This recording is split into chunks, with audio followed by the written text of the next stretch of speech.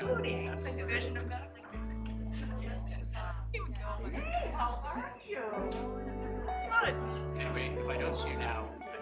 Oh, it's okay. Will you send my best to Sherry?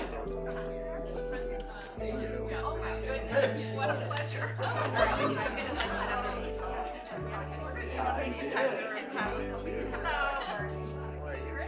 Did you get my contact?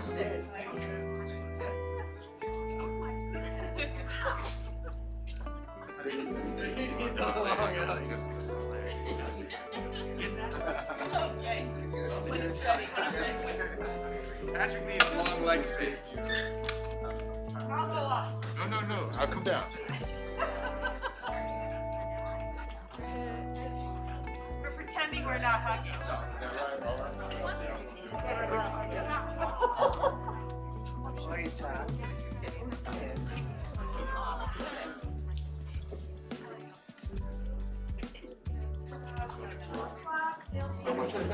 You're not there. No.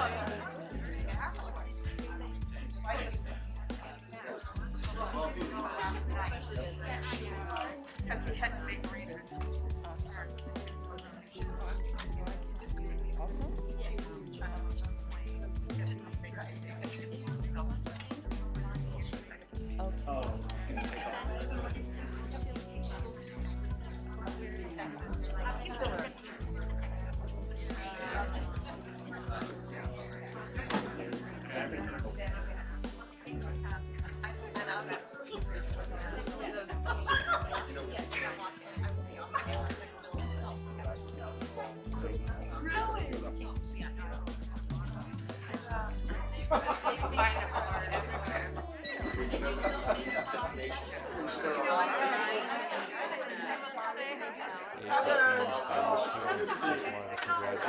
Thank you so much.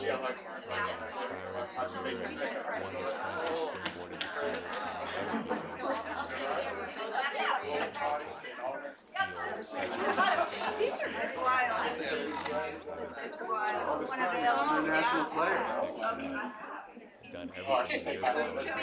I would come to that meeting, but I've got a meeting at the White House. It's been canceled. You didn't hear it. Crazy it is that so much things gone on since 2016 when the first class graduated. Kudos to you for your career. I still feel like you're going to be very productive nonetheless, keep in touch and So nice to see everyone. It's like a little overwhelming. It's just like all the time. I mean, not this, but in person. In person. I know. Oh. Fraction of any of the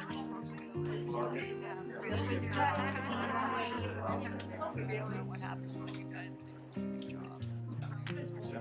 You look fantastic.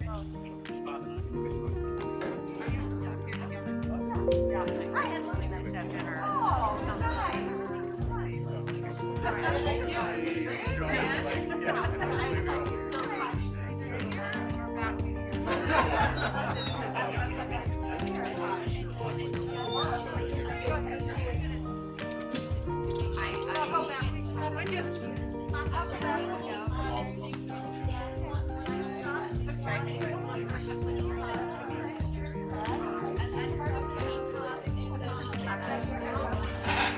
One of the worst things I've ever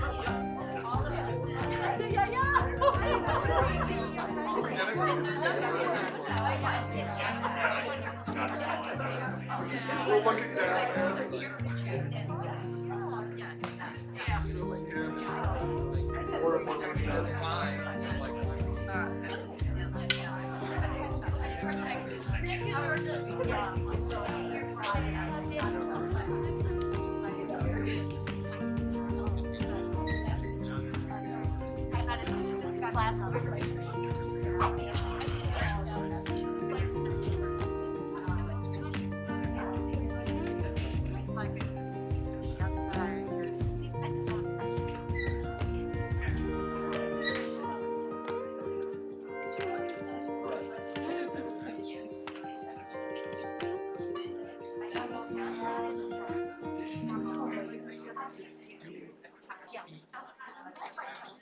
Hi, Christine. It's Emma Cagle.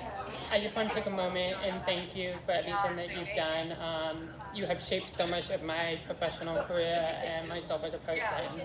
And you have contributed so much to the field of bioethics. And I just have no doubt that all of us here together and in the future are just going to continue to learn from you, even if we can't always do it firsthand. I can tell you that one of my memories of you, well, first, there's so many. I mean, you took me to the emergency room when I had mumps during the program in the NAGO class. Another time, I just remember all your warmth. I mean, when I just think of you, I just think of your warmth and your compassion and just how naturally you instilled you were at Tishan and given us an opportunity to learn from you. I think though the memory though that I want to share that really comes to me right now is that I was interning with you for the summer, and I was in college, and I really wanted to become a clinical ethicist, and I just really didn't know though what that really looked like and how to do that. And you kind of took me under your wing, gave me lots of projects and things to work on, but the biggest moment was when you let me shadow you in a meeting, like a care conference. And then that same afternoon, you took me to a class you were teaching to the medical students. And I remember just watching you, and in my head just thinking, I can do this one day. And it was like the first time that I really realized that this is something that I was so passionate about, but that was really attainable. It was also a time that I realized and appreciated that it was such a special place to contribute to. And so I'm very humbled and honored to have learned from you, and really grateful for everything you've done. Thank you.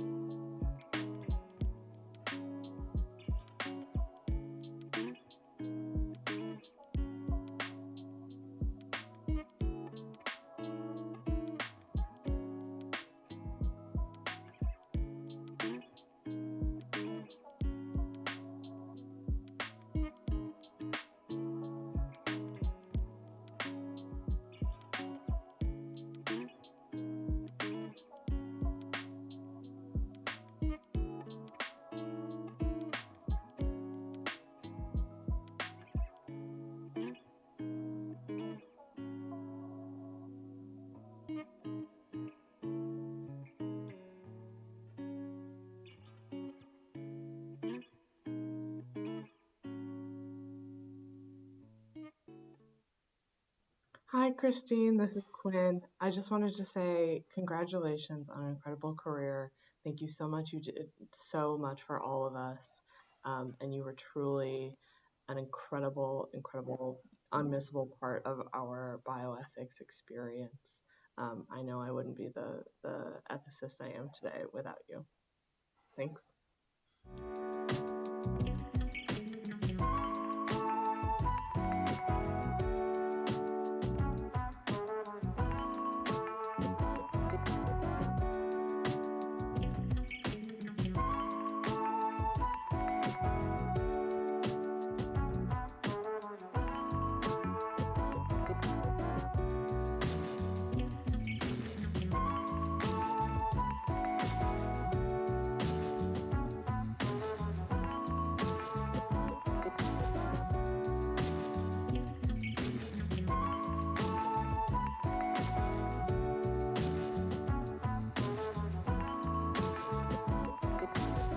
Hi, Christine. It's Steve Brown coming to you from Soda Springs, California.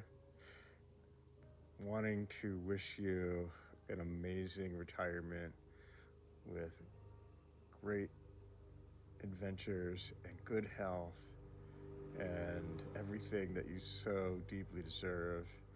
I also wanted to say thank you for everything that you have done for me over the course of my career.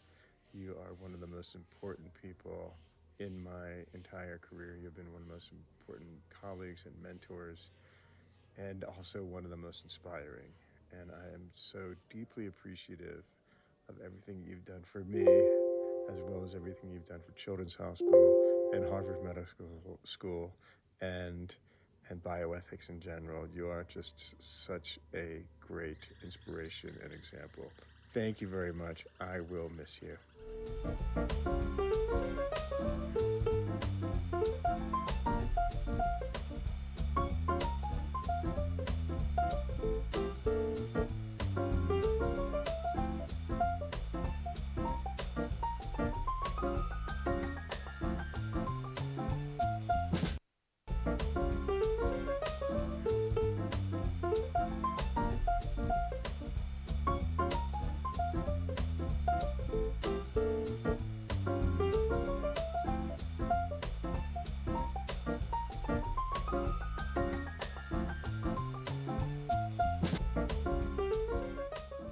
Hi, Christine. Wanted to say thank you so much for your teaching and your mentorship. It's been such a joy and a pleasure to learn from you. I so admire your strength and your rigor as an academic and as an ethicist, your advocacy, especially for nurses. You have done so much to shape our field and us as students within it and practitioners of it. You will be deeply, deeply missed at the center. Congratulations on everything that you've accomplished and on your retirement.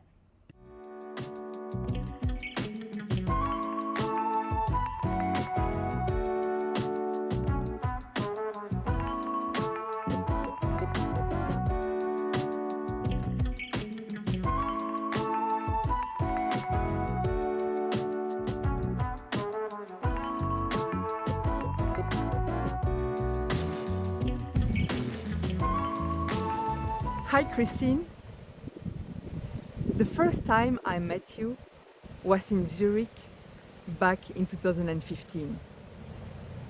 I was one of the participants of this intensive bioethics course that Harvard was organizing together with University of Zurich. This course changed my life forever. And this is thanks to you and to your wonderful colleagues who were present on that day. I already knew that I wanted to spend the rest of my career working for bioethics. But what this course made me realize is first, that I had so much to learn about bioethics. And second, that I want to learn it from the best. I would like to thank you, Christine, from the bottom of my heart, for all what I learned from you. And I'm not only talking about bioethics here. I would like to thank you for all what you did for us, your students, but also for the Center of Bioethics and for the community.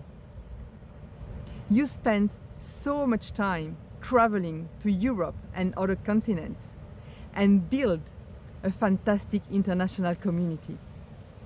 You attended so many conferences. You taught us so much. I will never forget you. I will never forget all what I learned from you. And I hope we can stay in touch. I know that you will very much enjoy your beautiful family, your husband, your 2 sons, and also your fantastic grandchildren. But I also know that you will continue inspiring us all. And you will continue helping us developing bioethics for the greater good. Please come and visit me here. I would be so thrilled to welcome you. I'm very much looking forward to it. And in the meantime, I wish you all the very best. With all my love, Christine. Thank you.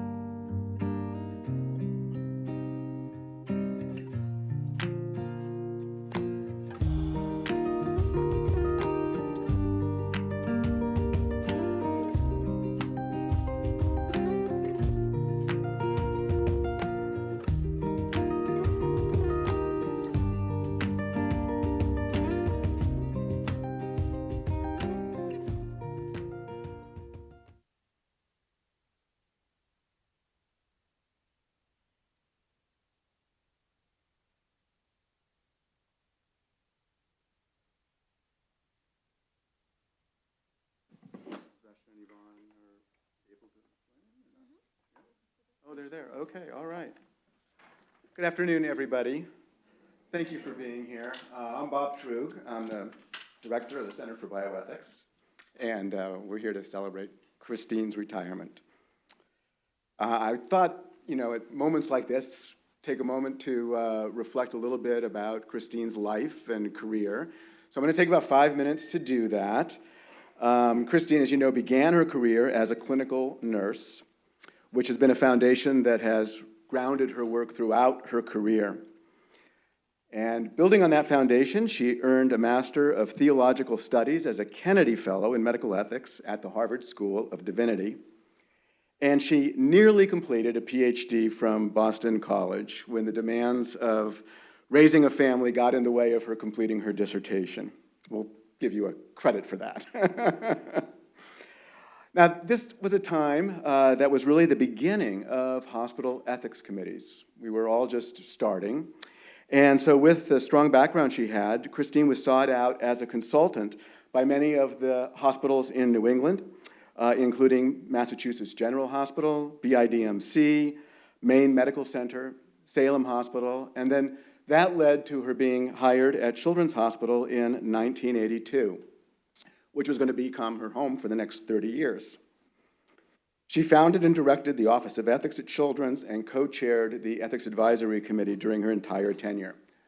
I arrived at Boston Children's in 1986. I still remember the day that we met. I have a visual image of it. I told her, she was already, legendary at the hospital. I said, Christine, I have an interest in ethics. Is there any way that I could become more involved? And so that was the beginning of my career in ethics, and we've worked together really ever since then. I joined the Children's Ethics Committee in 1988, and then Christine and I co-chaired that committee for 10 years, from 1991 to 2002. Together, we consulted on dozens and dozens of cases. We developed many of the hospital policies, some of which are still in effect today. Now, although we were both based at Children's, we were also both very active in the growth of the Division of Medical Ethics, as it was called then, at Harvard Medical School.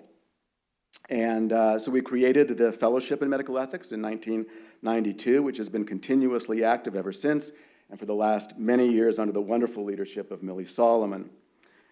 Christine created the Harvard Ethics Leadership Group, which brought together the ethics leadership across all of the Harvard teaching hospitals.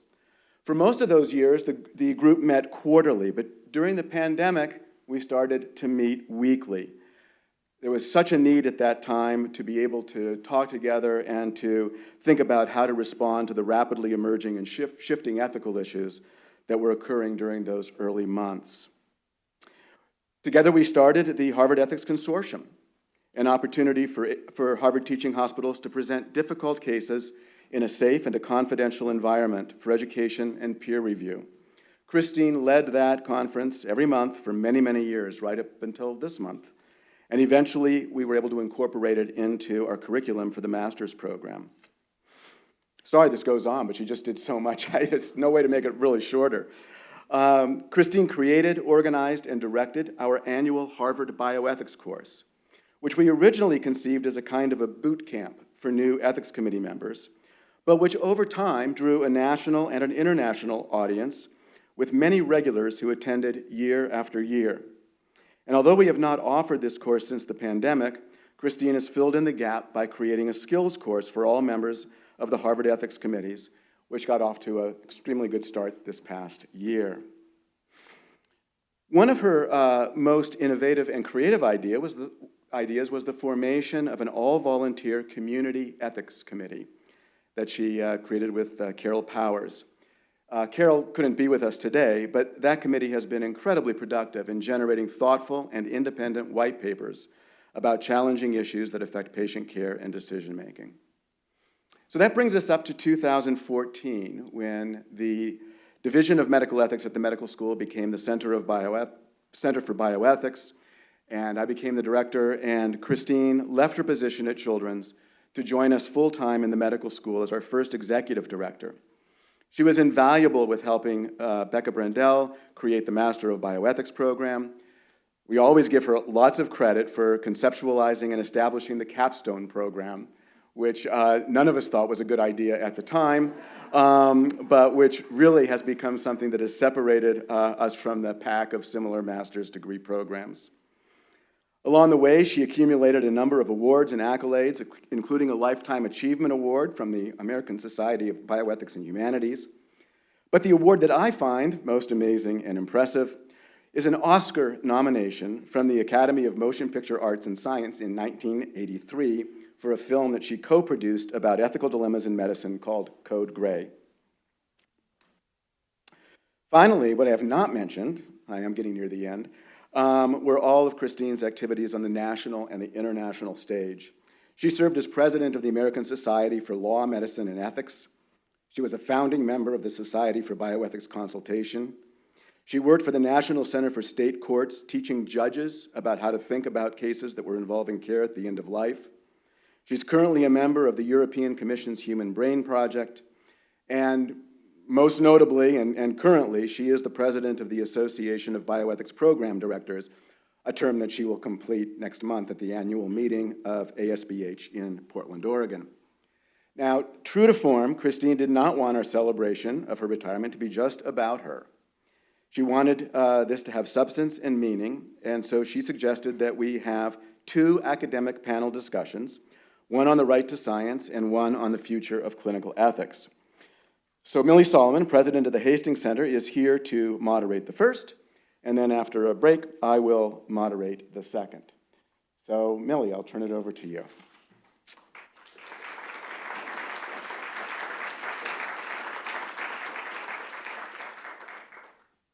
Hi, everybody. I just want to get suited up here. And I need a time check, too. I don't see a clock anywhere. And let me know how long the first panel should be going to. I don't have my phone, so therefore I don't see the time. Okay.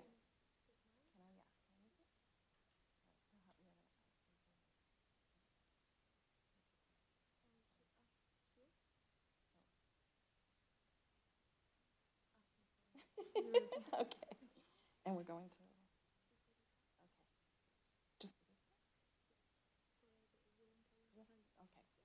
All right, hi everyone. Christine, this is a real pleasure. I had a lot I was going to say about you. Bob already covered all the basics, but I thought I would just tell folks how we met. Some of you might know that my early research focused on adult end-of-life care. And what you might not know is the influence that Christine had on me. I was working at an independent research and development organization 8 miles up the Charles River in Newton. And we heard about this interesting woman at Children's Hospital who had done a film that was nominated, as Bob just told us, for an Academy Award on clinical dilemmas in neonatal intensive care units. And because I was thinking about how to do research and how to develop educational resources on end-of-life decision-making in adult medicine, I wanted very much to learn from Christine. So at the appointed hour, I drove my car into the circular driveway at Children's Hospital, and she hopped into my car and into my professional life. That was 1984, and I have been learning from you ever since. Yeah. We won't talk too much about dates. So with Bob and Rebecca Brendel and Ed Hundert, Christine has just been a force for the development of the field, both here in Boston, in New England, and around the world, and for the development of the center. I was going to mention many of the things that Bob already named, so I'm going to skip about 2 pages of my prepared thoughts, because I know you're all good listeners, and there was a hell of a lot to say about what she's achieved. What I want to focus on is the way in which Christine has a knack for building relationships that are just so profound. People are just, they can see her authenticity. And to do this around the world is not easy. It shows a great deal of, I don't know, grit, but also authenticity is the word that keeps coming to me. And she's done that with regard to the topic that I've been asked to moderate. And also it's an example of how I have learned from her, because she approached me and asked me if I wanted to go to and speak at a conference on the right to science. What the hell is that? I didn't even know what the right to science, I'd never heard the term. So, you know, as I say, I'm always learning from her. She was developing this conference with a colleague, Helle Porsdam, who's a professor of history and culture at the University of Copenhagen. And Helle is now the chair of the cultural rights group for UNESCO. And also one of the fellows in our fellowship program here at HMS, Stepan Oreskevich, was going to be working with Helle and Christine to put together this really extraordinary conference on right to science, where I learned a lot. And I was smart enough to accept the invitation. I had some pictures of us all on the boat in the water just on the edge of Dubrovnik. It was quite a wonderful experience. So consistent with her leadership in this area, she's been working quite a lot to promote the right to science. That's how, as Bob was saying, we decided that one of the panels would focus on this. We're going to focus on, you know, what does it mean? What does that phrase mean? How did it come about? What are the advantages of stating and asserting a right to science? And what obligations or duties does it imply, and from whom? Immediately after World War II, when the world finally confronted the horrors of the Nazi regime, there was a major growing momentum to focus on human rights. The Nuremberg physicians' trial held Nazi physicians accountable for their so-called medical experiments and other egregious offenses. And at roughly the same time, Eleanor Roosevelt worked for the establishment by the United Nations of the Universal Declaration of Human Rights. Nearly 2 decades later, in 1966, the United Nations also established the International Covenant of Economic, Social, and Cultural Rights, both instruments calling for or implying or identifying, articulating a right to science in various wording. Framing something as a human right creates tremendous leverage for political action. A right assumes that someone or some government has a correlative duty of some kind. At the height of the AIDS epidemic, Jonathan Mann saw the great power that a human rights framework could bring to public health. And human rights has continued to animate, motivate, and enhance public health efforts ever since. However, the connection to bioethics, particularly American bioethics, hasn't been quite so straightforward or well developed. Perhaps that's because of the highly individualistic culture we live in the United States, where we tend to emphasize, if we do emphasize rights, we tend to emphasize negative rights. The right to be free of impediments and constraints, which include, for example, the right to own property or the right to free speech. But we've been much less focused on positive rights, like the right to universal health care or housing or healthy food. Whatever the emphasis and the alignment with cultural values, a human rights framework does, as I said, create tremendous leverage for taking action, because it calls on governments to refrain from inappropriate restraints, as in the case of negative rights, or to provide key goods or services, as in the case of positive rights. To help us better understand this, unpack it, and locate the right to science within this rights framework, we have two world experts. Yvonne Donders is Professor of International Human Rights and head of the Department of International and European Law at the University of Amsterdam. She is also a commissioner at the Netherlands National Human Rights Institute. She was a recently elected member of the United Nations Human Rights Committee for the 23-27 term, 2023 to 2027. She has a PhD from the law faculty of Maastricht University on cultural human rights. Her current research and teaching focus on public international law, international and human rights law, and in particular economic, social, and cultural rights. And both Professor Donders and the next expert, Sebastian Porsdam-Mann, will be joining us on Zoom in just a minute. But let me tell you a bit about Sebastian Mann. His baccalaureate training was in 3 areas: philosophy, psychology, and neuroscience at Cambridge University in the UK, where he also did a PhD in neuroethics. We were then lucky enough to have Sebastian for 4.5 years as a postdoc here at Harvard Medical Center's Bioethics Center, and while he had simultaneous appointments at the University of Copenhagen and Oxford. Sebastian is currently completing, he likes to do things in 2s and 3s. He's also completing a doctorate in law at the University of Oxford right now, a second doctorate, and he's focusing on, as he says, his research interests span across the human right to science because they include a look at blockchain, decentralized science, and data ethics, and the bioethics of clinical proteomics, and you can ask him what that is. All right, we've structured the time so it's going to work like this.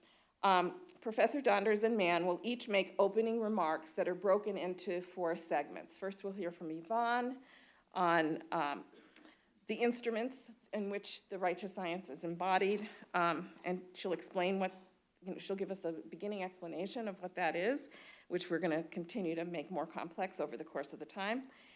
Then Sebastian's going to tell us a little bit of the history of how it got first articulated and advanced, and then Professor Donders will come back with more details, and then Sebastian will come back, and in his final remarks, he's going to talk about his current dissertation research, which is looking at evidence-based policy and what that connection is to the right to science.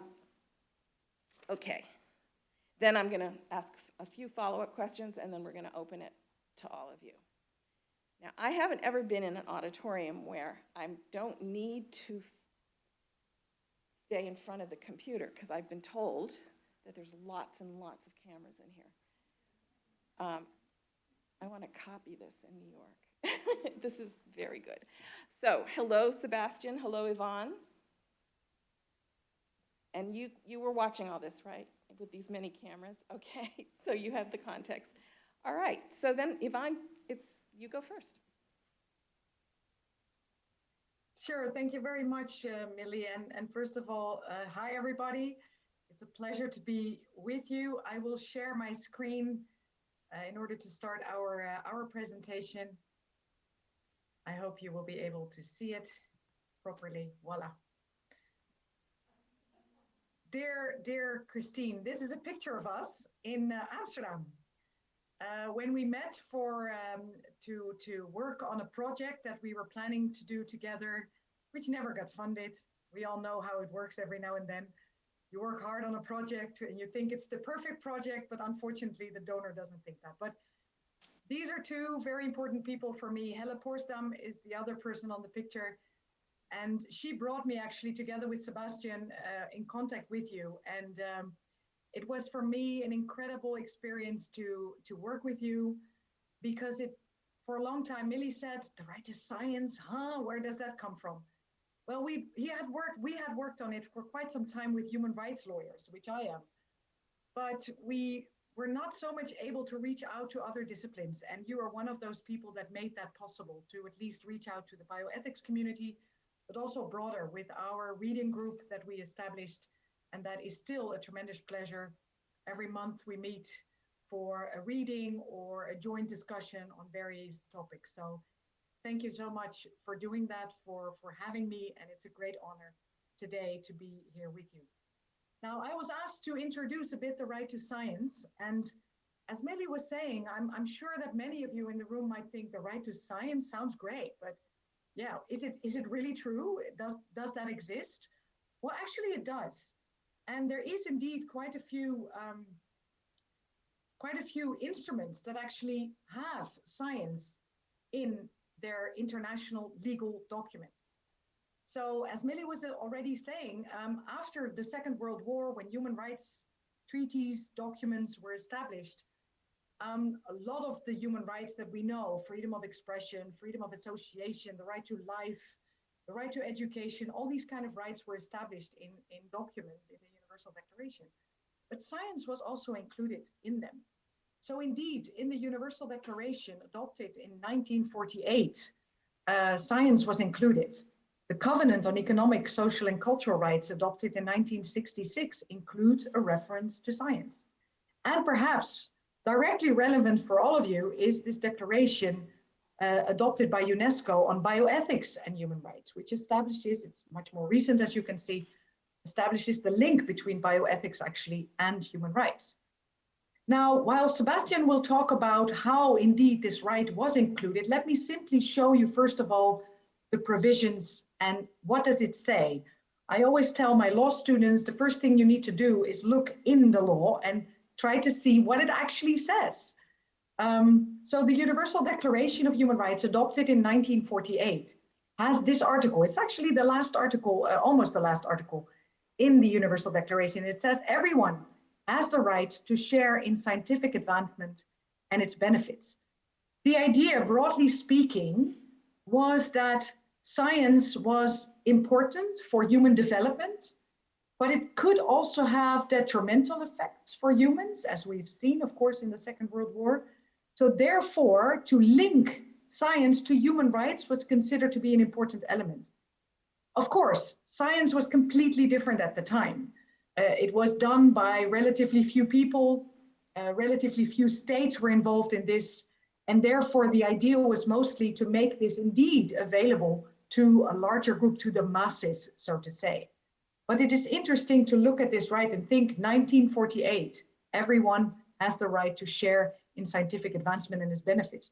Of course, nobody could predict how fast science would grow, what it would all entail, and most importantly, and I will get back to that in my second part, what would be new challenges? For instance, that it's now no longer states only involved in science and scientific progress, but it's very much also all kinds of private actors. This was 1948. The Universal Declaration is a declaration, and a declaration formally means that it's not legally binding. And it was not meant to be at the time. It was meant to be as a common standard of achievement. It was meant to be something that the states at the time could agree upon as some kind of an achievement, some kind of a thing that they would agree upon, but was not directly legally binding and enforceable. Nowadays, with the development of all the human rights and all the instruments afterwards, we do say that much of the Universal Declaration is actually binding as international customary law. Why this is important, I will explain in a second.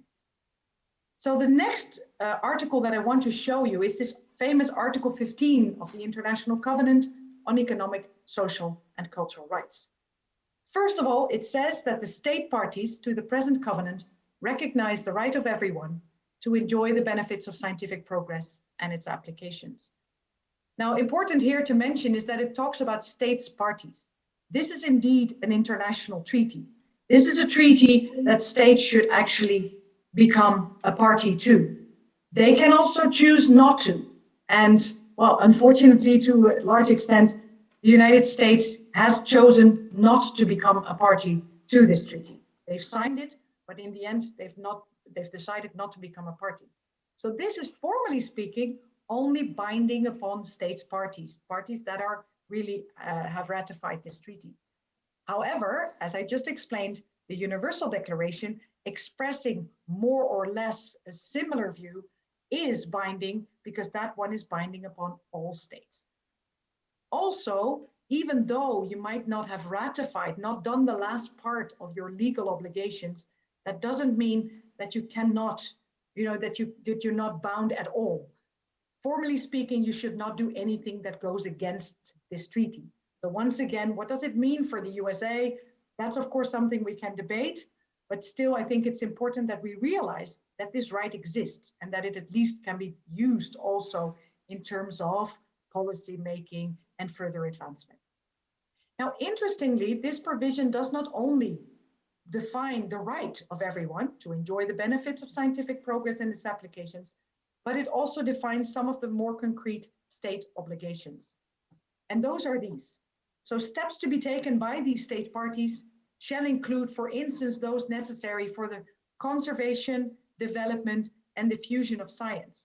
So again, state parties should take all kinds of measures, not only the negative ones that Millie was just referring to. This is not only a matter of respecting freedom, it's really also an active state that should do something to conserve, develop, and diffuse science. Of course, the next one, respect the freedom indispensable for scientific research. So indeed, academic freedom is also very crucial in this respect. And then finally, the states parties recognize the benefits derived from the encouragement and development of international contacts and cooperation in the scientific fields. So in other words, also states were supposed to develop further scientific contacts internationally. Again, this was 1966 that this was adopted. So of course the world looked very different at the time. So what I would do in my second part is that I would like to elaborate a bit more. What does this all mean? Because of course these treaties, these declarations are quite vague and quite broad. And you hear us constantly speak about the right to science, for instance, whereas formally speaking, it says the right to enjoy the benefits of scientific progress and its applications. So again, there's a lot to talk about, but let me first hand over to Sebastian, because I think it's important that we also get a bit more sense of how did all of this actually come about, and he has done extensive research on that. So let me stop sharing my screen so that Sebastian can take over, and I thank you for your attention. Thank you so much, Yvonne, and it's really an honor and a pleasure to be here to celebrate Christine.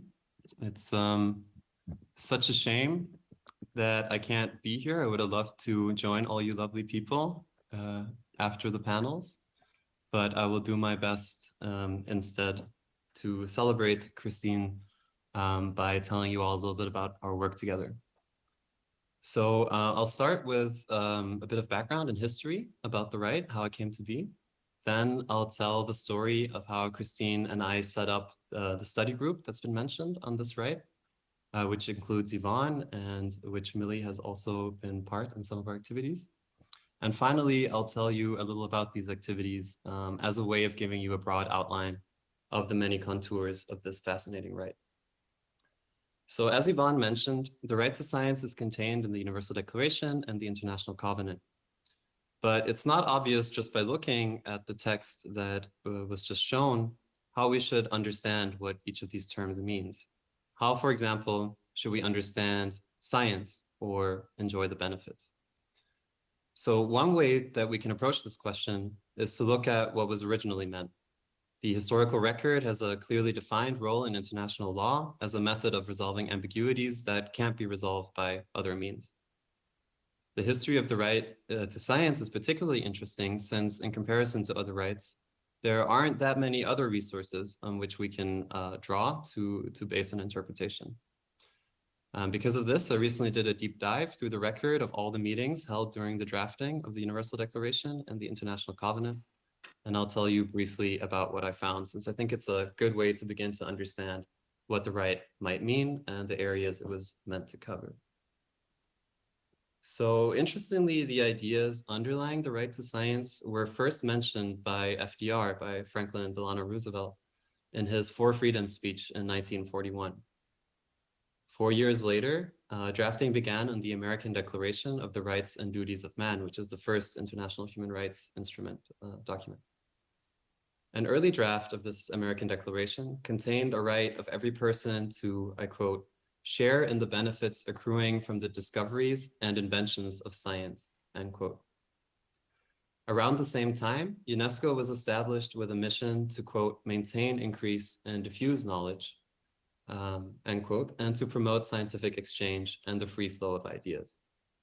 So these precedents influenced the decision to include a right to science provision in the Universal Declaration of Human Rights. And this provision in the Universal Declaration was in turn the basis for the right to science provision in the International Covenant. So this slide shows the very first version of the right. This is a draft handwritten by John Peters Humphrey, the head of the UN Human Rights Secretariat, in February 1947. And towards the bottom, in Roman numerals 33, you can see the right to share in the benefits of science. So the drafting of this provision mainly took place from 1947 to 1952, which is a period in which a lot of other things happened that are very relevant to science and to human rights. So we have the beginning of the Cold War, we have the Nuremberg doctors' trials, which have already been mentioned, and we have also the development by the USSR of the atomic bomb. So discussions at the time, therefore, naturally included a concern to protect against harmful effects of science. For example, there were several attempts by the Soviet Union and its allies to explicitly tie the development of science to aims and goals such as peace or international cooperation. Now, the explanations given by everyone else for rejecting these proposed amendments is quite interesting because they show us how these people conceived of science and its role in society. The drafters pointed out that assigning aims for scientific development would interfere with what they considered the true aim of science, which was the pursuit of truth. The Lebanese delegate, for example, said that he had criticized, I quote, the USSR amendment because firstly, it made the development of science subject to certain conditions, whereas it should depend only on scientific considerations and seek only truth. The Egyptian delegate said that science should be free from any mundane considerations, no matter how praiseworthy, and scientists should receive no guidance from outside, but should obey only their own conscience and the exigencies of their work. The search for truth must remain unshackled. So this idea of the science as a search or a quest for truth was put forward by several different people on several different occasions, and it was never contested. In turn, an unrestrained search for truth was seen as instrumental for the wider interests of humanity. The Chinese delegate, for example, stated that, quote, in the interests of humanity itself, scientists and scholars should receive no instructions from outside and should trust their consciences as their only guide. To restrict their activity would be to impede progress. And Bernardino of the Dominican Republic explained that her delegation, quote, had voted against the USSR amendment because it did not wish to impose any restrictions on the free development of science, which should serve all the interests of humanity. Interestingly, the drafters also considered science to be a part of culture. So, for example, UNESCO's representative, Jacques Havet, said that science was of twofold importance. First, because as a branch of knowledge, it was part of the vast edifice of culture in the broadest sense of that term.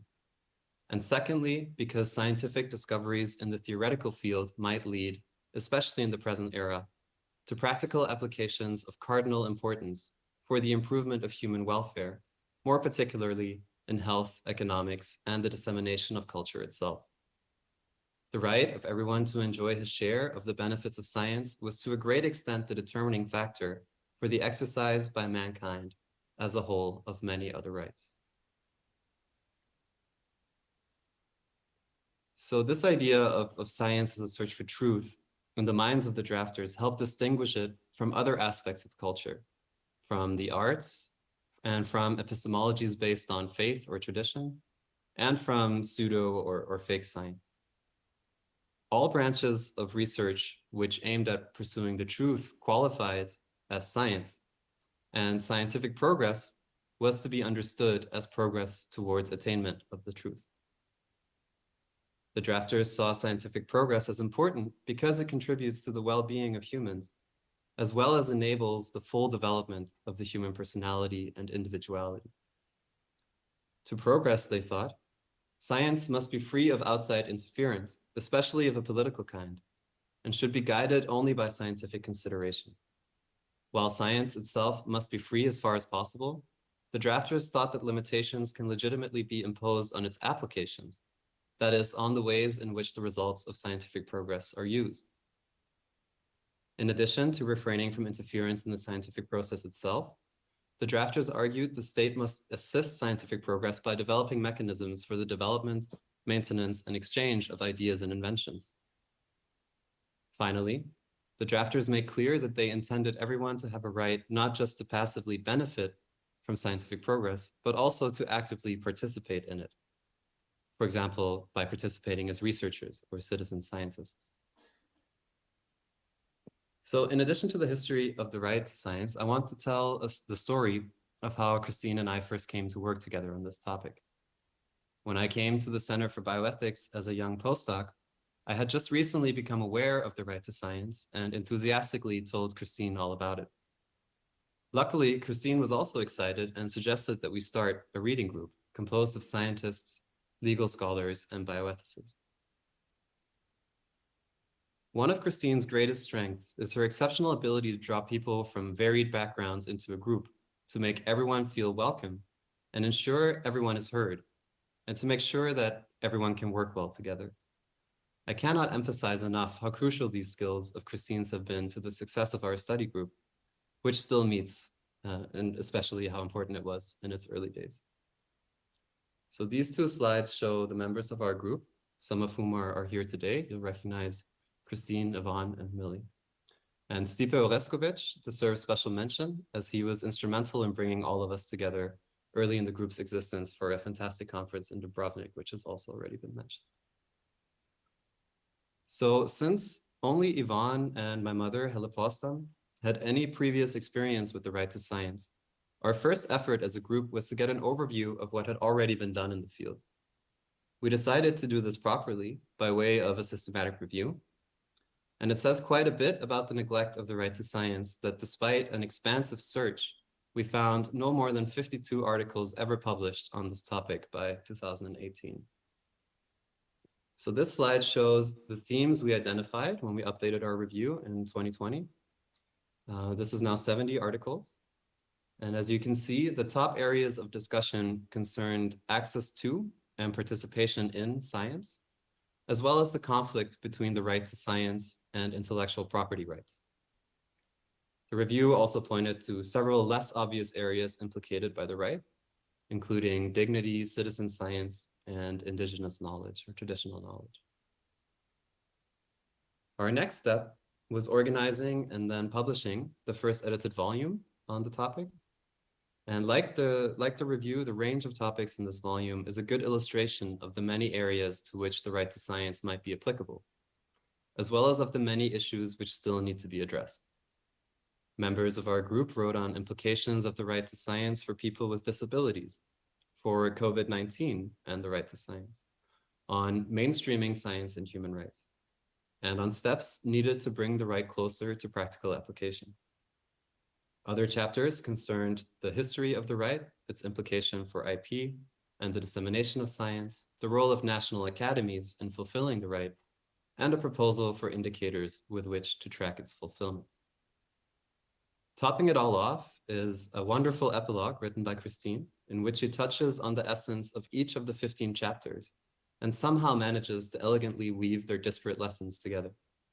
I can very much recommend her epilogue for anyone interested in following up on the right to science, which is available open access, as is the rest of this book. Perhaps the most salient example of the potentially practical impact of the right to science is the COVID pandemic.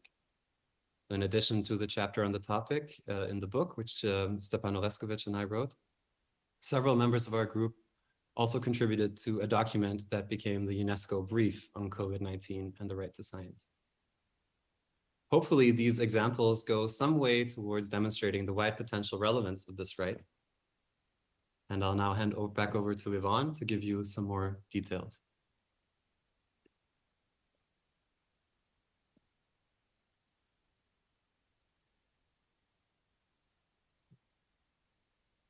Thank you very much, Sebastian. I like this back and forth in a way. It feels like we're presenting some kind of a TV program together. Anyway, just to follow up on what has just been said, because of course, first of all, it's to get people to know about this right, that it exists. But then, of course, a lot of you in the room may wonder, yeah, okay, so what? What does this imply in practice? And I think it's important, therefore, that we further elaborate on the content of this right. And this has been done in various ways. So Sebastian just outlined the drafting history, which is always an important source when you look at the interpretation of international law. You want to know what states originally meant. However, on the other hand, it also has a limited value in the sense of, for instance, the Universal Declaration adopted 1948, the Covenant adopted 1966. The world has changed tremendously. So that is why other sources of interpretation are also important. What would be the current object and purpose of this right? And human rights instruments have also been identified as so-called living instruments to be interpreted in present day conditions. So in the conditions of today. And therefore, yeah, what states meant at the time is very interesting and important, but we should also look at what it could mean or should mean now. Now, what our research has shown is indeed the incredible amount of themes. So this is not a right that is in isolation. It's very much should be seen also in connection with other human rights. Furthermore, what is important is that there are several concepts in this right that need to be somehow clarified or defined. What is science? What is scientific? What is progress? And progress for whom? And most importantly, who decides actually on all of these things? Is that the United Nations? Is that the states? Is it us? Who does that actually? Who defines all of these things? Now, in international law, it's mostly states, but of course, influenced and very much impacted by all of us also thinking about the further elaboration of these concepts. Now, recently, or quite recently, in 2019, the Committee on Economic, Social and Cultural Rights has adopted a so-called general comment. This committee is composed of independent experts. It's a United Nations body that monitors the implementation of this particular treaty. So that looks at how states actually perform. And in order to help them and in order to facilitate that monitoring process, they adopt guidelines for states, like what does this actually mean? And those are called general comments. And they adopted a general comments on science and economic, social, and cultural rights, in which the committee tries to outline what exactly they think at this particular moment in time this right means. Now you can imagine, and I hope you can think with us, what can this indeed mean, the right to science, or this right to enjoy the benefits of scientific progress and its applications? What can it mean? Free access to medicine? Can it mean genetically modified food, or actually not genetically modified food? Open access to all publications, all data? Precision bombs? Is that maybe something, a technological advancement that would be under this right to science?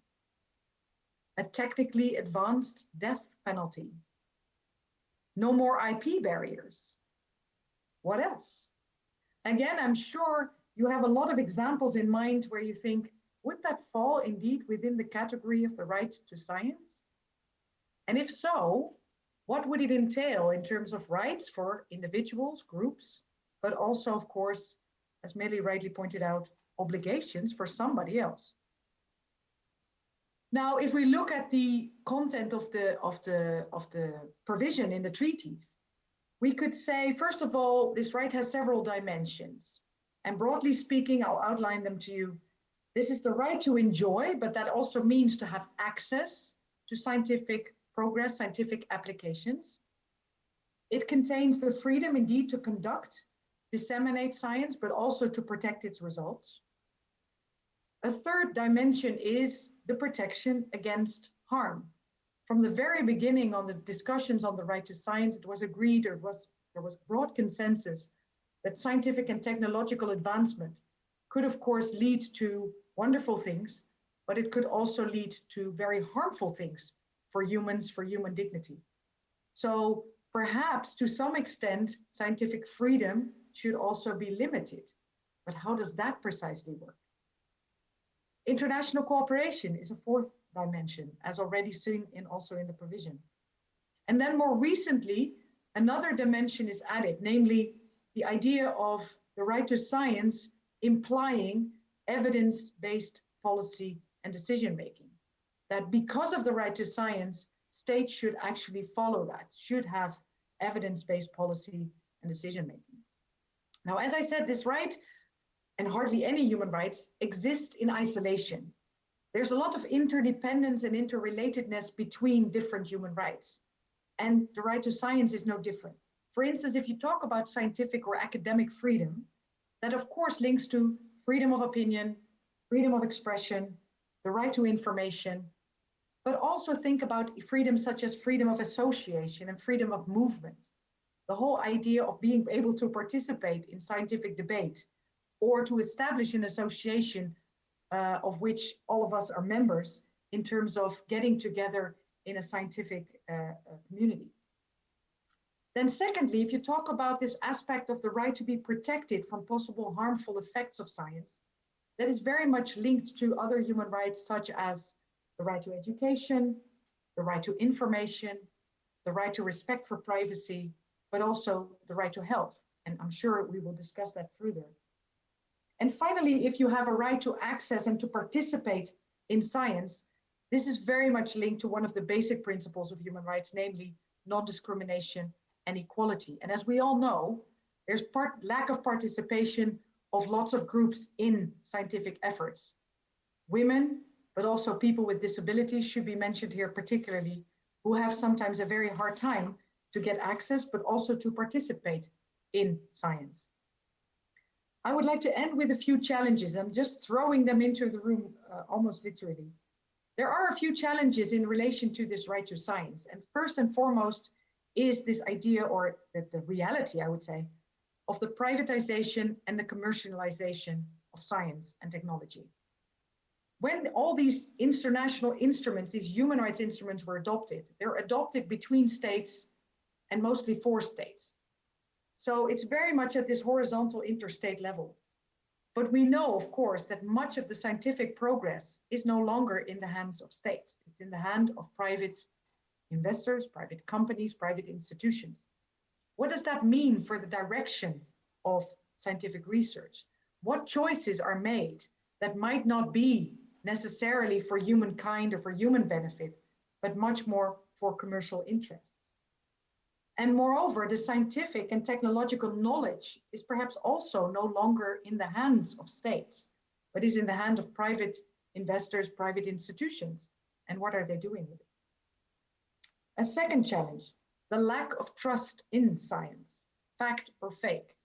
A lot of us have been contributing to debates, also in the corona pandemic, on scientific evidence, scientific facts, scientific research on these topics.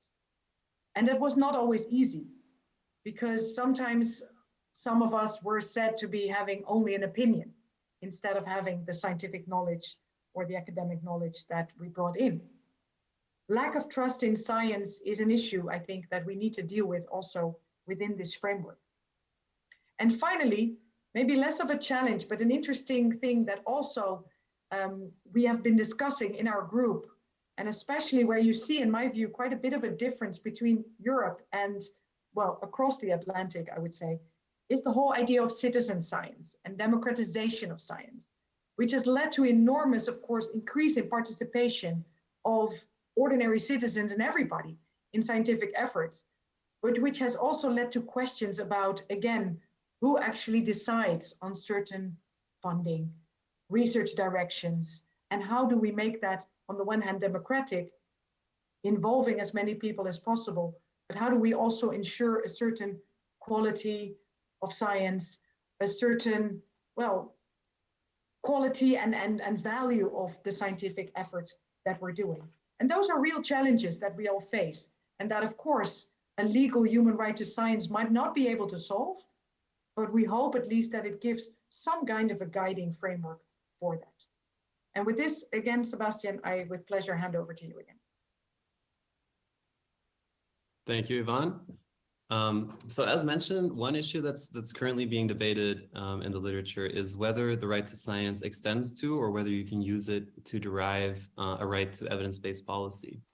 So the idea here would be, remember the wording is right to enjoy the benefits of the progress of science and its applications. So what if evidence-based policy constitutes a benefit of scientific process? Would we then have a right to it, or would evidence-based policy be covered by the right to science? So the issue was originally raised some years ago by the AAAS, which pointed out that scholars at the time had not yet considered, I quote, whether states bear a responsibility to accept or adopt the results of scientific inquiry.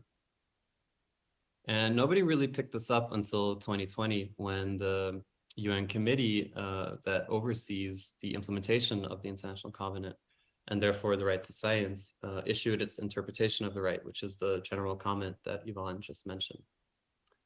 The committee argued in that general comment that, I quote, a clear benefit of scientific progress is that scientific knowledge is used in decision-making and policies, which should, as far as possible, be based on the best available scientific evidence. The committee also said that states should adopt mechanisms aimed at aligning government policies and programs with the best available, generally accepted scientific evidence. So clearly, such an obligation raises important questions as to what counts as scientific evidence, how much such evidence must be relied on, should be relied on, and the relative weight of any such potential obligation compared to other determinants or influences on policy.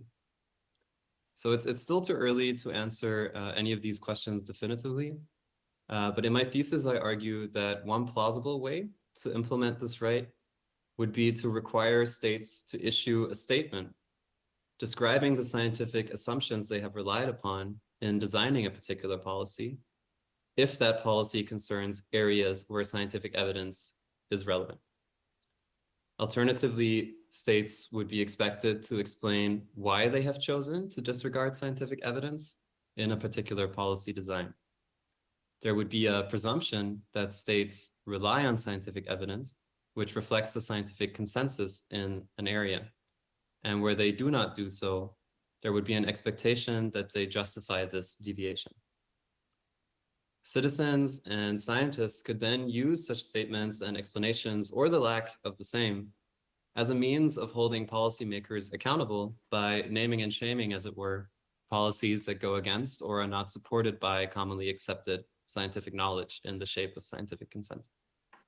Over time, such a system could make questionable scientific assumptions and policies more visible and make it more difficult to justify policies aimed at special interests with no scientific rationale or basis. So with that, thank you for your attention. Thank you. Thank you. Those were very provocative.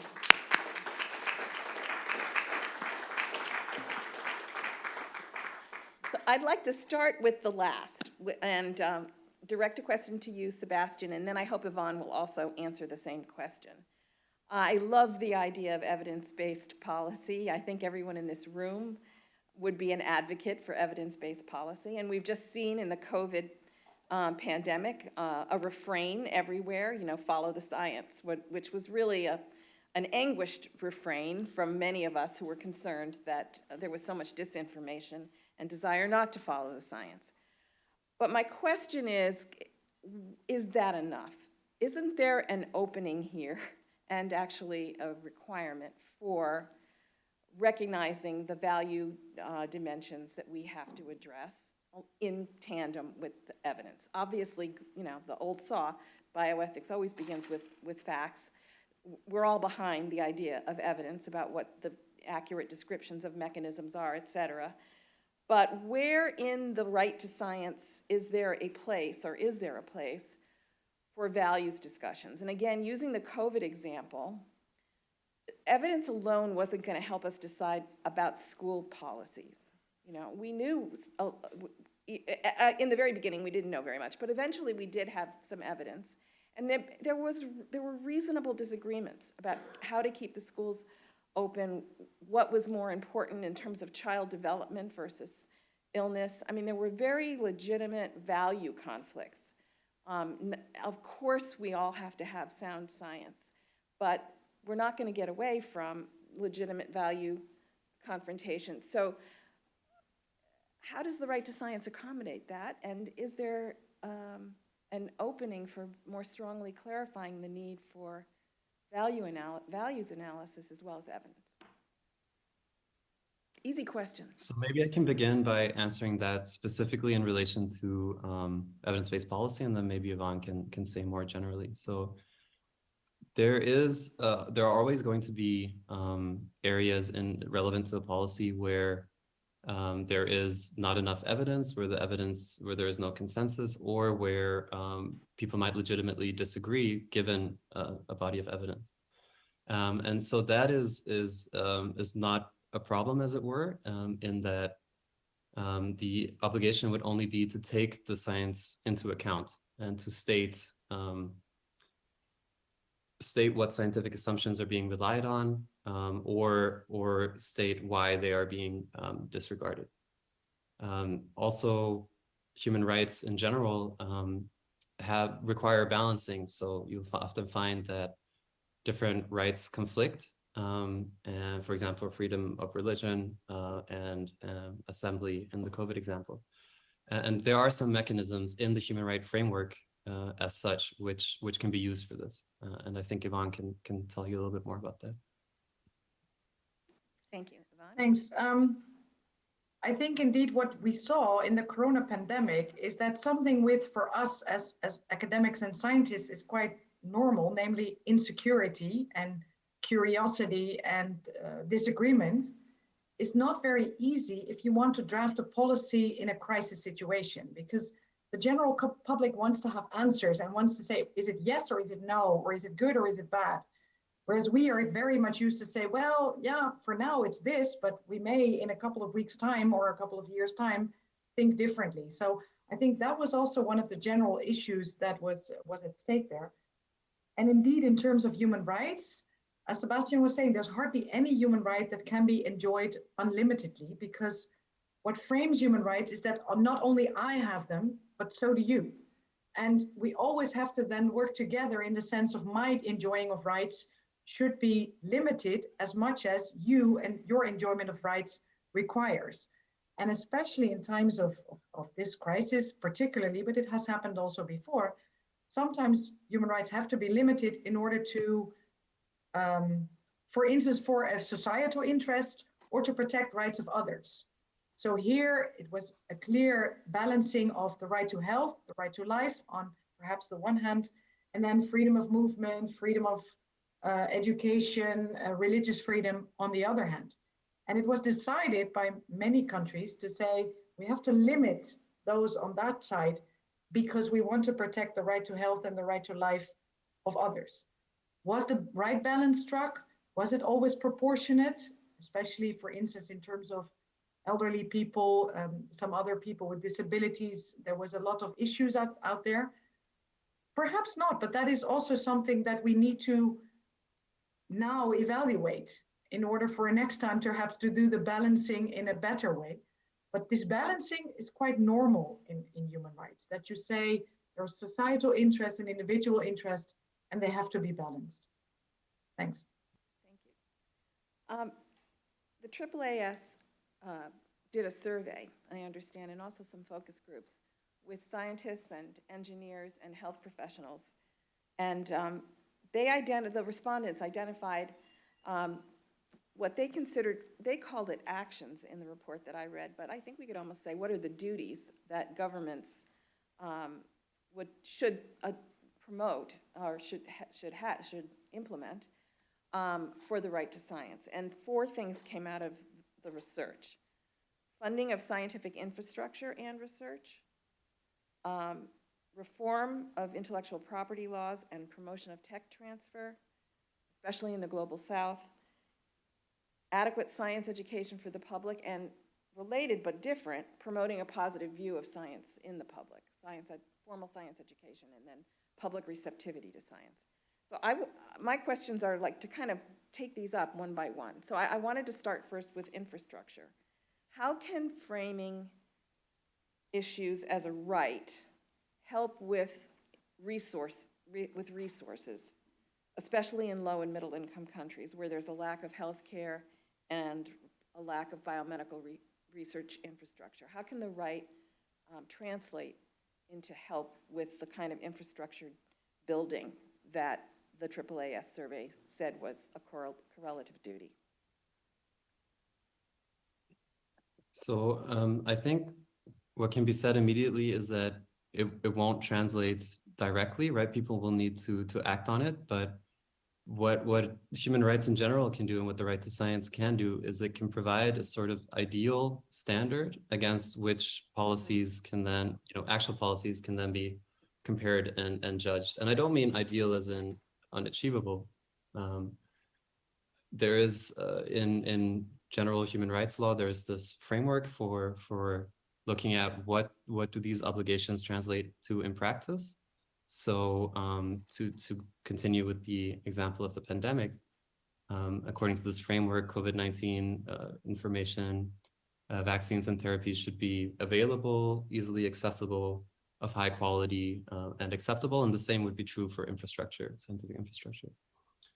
So what the right to science can do is, at the extent that the real responses fall short of this standard, the fact that governments have voluntarily committed themselves to this standard provides a non-arbitrary reference point for civil society and for other governments and for anyone really to hold them to account. Yvonne, did you want to add anything to that? Just briefly, I mean, of course, it's realized in these international instruments, for instance, this covenant that we're talking about, there's more than 165 or 170 states parties. So we're not talking about some kind of a Western perspective merely, or something that is for a very small group of states. There's a lot of states that are parties to it. But at the same time, this treaty therefore realizes that not everything can be done immediately. So there is in this treaty embedded this idea of progressive realization, this idea of, well, what Sebastian was referring to as the ideal or the ultimate goal or something. And progressive realization does, however, mean that you have to make progress, that somehow you have to set a plan, make a plan towards something. And that also, if you want to lower the level at a certain moment because of whatever reason, you have to justify that. It also means that if you're not capable of establishing that infrastructure yourself completely, that you should seek for international help. And whether that's with other states or with international institutions or whatever, there should be international cooperation promoted as well. And this, of course, again, in the pandemic, has been lacking to a large extent, that there was this, what we called vaccination and nationalization, whereby the sharing and the international cooperation was often not there. Now, again, is this a form of, maybe a bit of an idealistic world? Yeah, maybe, but precisely because human rights are the underpinning of all of this, it means that there is this normative and universal framework that at least 170 or so states have at least formally said that they want to adhere to. And that, I think, does certainly mean something. Well, that's a perfect segue to the second AAAS recommendation for intellectual property reform. Could either one of you kind of take a stab at explaining why we need IP reform, intellectual property reform? I mean, it's maybe obvious, but start there for just even a sentence or two. And then what's your reply to the constant refrain that we hear that scientific innovation is going to flounder without patent protection and without significant industry returns? What's your rejoinder to that? So I think the underlying logic of IP protection is that it's necessary to facilitate scientific and technological progress. And the problem is that, this has been an idea that's been current for more than 100 years, and over that century and a bit, the levels of protection have increased consistently, constantly, to a point where they're quite unrecognizable compared to the starting point. And this development hasn't really been accompanied by much soul searching or evidence in terms of whether these increases satisfy the underlying idea, or whether it's just good for business. So the problem with high IP protections is that it introduces various inefficiencies. Firstly, some people that would have benefited from accessing science or scientific applications can't because they're priced out. Secondly, at an aggregate level, all these individuals could have done something for society with that access. So that social benefit disappears or is at least inhibited. And thirdly, the use of all of these things that are protected by IP in making new discoveries and inventions is also inhibited. So as far as I'm aware, there really aren't, or the studies that there are on the relationship between innovation and intellectual property protection are inconclusive and don't point towards a slam dunk for either side. Given that that's the case, and given that we know how large an effect that IP protections have in preventing things like translating textbooks into the languages in low and middle income countries, or even to figuring out, what a good diet is for the average person sitting at home and wondering. All these factors should also be taken into account, which is what a human rights framework can do. Yeah, just briefly, you see also that at the UN level, they have been, this committee that is monitoring this treaty has also clearly tried to separate intellectual property from human rights. Now, I'm not sure it always works in directly, but I understand the logic is that they say, okay, we want to protect authors' rights because that is important. Your own creativity, your own creative ideas, it's important to protect those. And also to have a serious income, an adequate standard of living, you need to have certain things protected. That's something completely different from the institutional and business models that go with intellectual property, whereby patents, cause increase of prices for all kinds of things. And they've said that is for us not a matter of human rights. The matter of human rights is that you protect the author and that you respect the creative activity, and the creativity needs to be awarded. But that intellectual property is something completely different. Of course, intellectual property, again, raises also this whole issue of who is actually the owner of all of this. And again, that's most of the time not the state anymore, but then it requires the state to regulate somehow. And that's indeed really why you come to different IP schemes, because also international organizations have set quite high standards in the WTO, for instance, the World Trade Organization, have caused quite high standards for intellectual property, also for low income countries, whereby indeed certain things are almost not possible to do. It remains an issue, but indeed the human rights framework could offer at least some kind of a counter argument in a way also that I think is quite convincing. But of course, there's still a lot to be done because it's not a logic for everybody. We should also be emphasizing the degree to which which industry benefits from, inherits taxpayer investments in basic science, and then we give that through public monies, and then don't ask for any share of the return. Mariana Mazzucata is an economist in London who has written a wonderful book called The Entrepreneurial State, where she talks about how we could have more, we could just stay in the game longer. We don't have to give all the benefits to industry. We could have more productive public-private partnerships where there's some return on the public investment. I have one last question, and then we're going to open it. My last question is, one of the things that came out of the AAAS survey was that scientists, engineers, and health professionals thought it was important to acknowledge that there were non-material benefits. We've been talking about biotech and material benefits, vaccines, et cetera, but that they named some non-material benefits of science. And I wonder if you could share with us what you think those might be.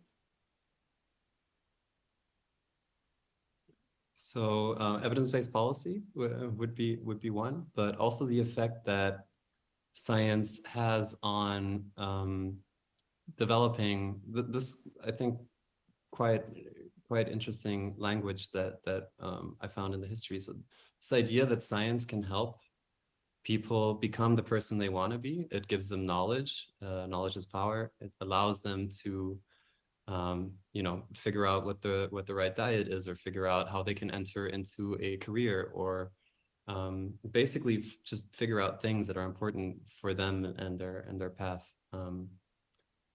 I think just to throw like a really big conceptual bomb in here, some people would say that, I mean, so there's of course material, but it's not really what we think of as material. Some people would argue that benefits of science also include monetary proceeds. So that there's an argument for redistribution in there. That's not something I have thought much about, but mainly from my point of view, it would be the knowledge that science can give people and the actions that they can carry out using that knowledge. Thank you. Yvonne, final word. Thanks. I think one of the issues linked to this, and that we also discussed in our group, is the issue of science education, for instance. I mean, the whole idea of cultivating curiosity, having scientific skills, enhanced scientific thinking, argumentation, counter arguments, that kind of things is also one of those non-material aspects of the right to science that I think is very important. And that doesn't have to be certain high levels only of education. Curiosity can be raised anywhere and at any level. So yeah, I think that is one of the other things. And finally, science is also, and again, to see it in a larger framework, science is also a tool. For instance, if we talk about the Sustainable Development Goals, which we are supposed to achieve towards 2030, and all kinds of other things, science is such an important tool and means to help also trying to find ways of solving some of these worldwide problems as well. And some of them, yes, are material, but some are perhaps also non-material. So that would be my final word. Thank you. Thank you. My mind went to curiosity too. Okay, now it's your turn. Yes.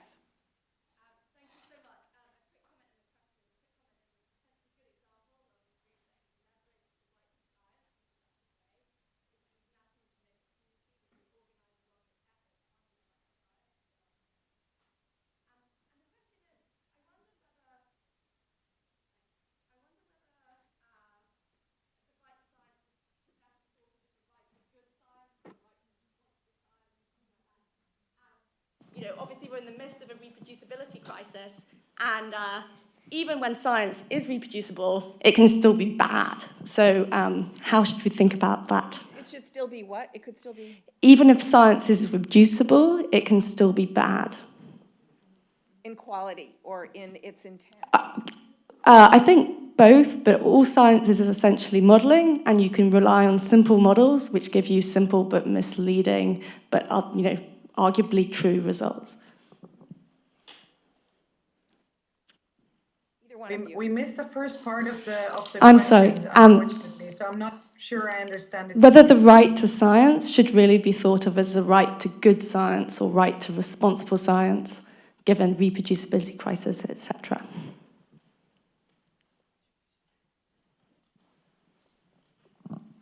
So I think generally you could say that. So there is this general concept in international law of bona fide, right? So good faith. So all obligations in international law, including all human rights obligations, and therefore also the right to science, would be attended by a general obligation of good faith. So you're only really fulfilling these rights if you're doing it in good faith. Now, of course, the duty is on the state, but the state also has a duty to make sure, as it were, or facilitate that scientists and citizen scientists and people who conduct science do so in good faith. So looking back also at the history, I quite like this idea of science as a bona fide search for truth.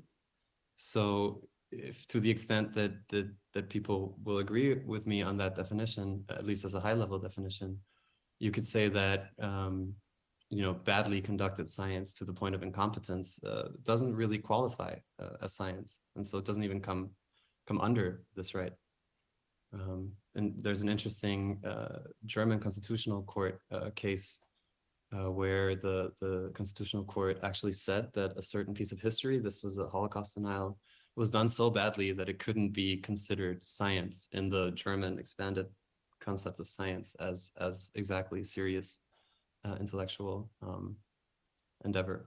But also viewing science as part of culture, of course, helps us remember that this is an activity carried out by humans just like us, and we always need to be careful and do our best that we can, of course, in conducting it, but also in setting up the activity in such ways that we minimize bias and maximize reproducibility, replicability. Yeah, I think very much agree. And the thing is, indeed, this human right was developed very much with this in mind. The problem is also that you don't always know whether something is or will be good or bad. There's, of course, developments taking place where all of a sudden we're with good intentions or something comes out of there or gets another turn or is dual use, all these kind of things that indeed may create a different perspective on that. But the idea is indeed that also because it talks about the benefits of science and it talks about the idea of benefits, of course, for humanity, for human beings, because that's human rights are all about the recognition of human dignity, of non-discrimination, all these kind of things, that indeed science should benefit that. And I guess that's sort of the underlying value that is definitely there in the right to science. Again, that is also doesn't mean that, yeah, sometimes that we can always predict everything. I mean, that's of course remains a challenge, but it does also mean that scientific freedom can be limited by the state if it considers that certain scientific endeavors or results should not be shared, for instance. There have been cases also about that, where the dissemination of scientific results was limited because it could lead to bad effects for humanity, for humankind. We have a question here. Thank you. So my question is that from global perspective, the right to science is not equal in developing and developed countries. So Ivan's advice to collaboration, international collaboration, may be the good solution. However, we know that interest in science in developed countries and developing countries is different. For example, developed countries more interested now, it's modern artificial intelligence, cybersecurity, but in developing countries, they are very fundamental, maybe research interests. How to be in this case? What's your advice or recommendations? Thank you.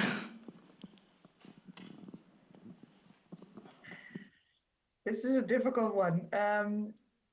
No, but it's a very relevant question, actually, because this whole idea of international cooperation is also being currently very much developed further in international human rights law. To what extent are states not only responsible for what is happening on their own territory or within their own boundaries, but also abroad? I mean, should a state also have certain obligations in terms of human rights abroad, extraterritorially? And this is new, it's a relatively new topic, but generally it has been recognized, and it's also in this treaty. International cooperation is also an obligation.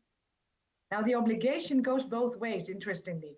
It's also the obligation to seek international cooperation, and it's the right to provide it if a state asks you to cooperate.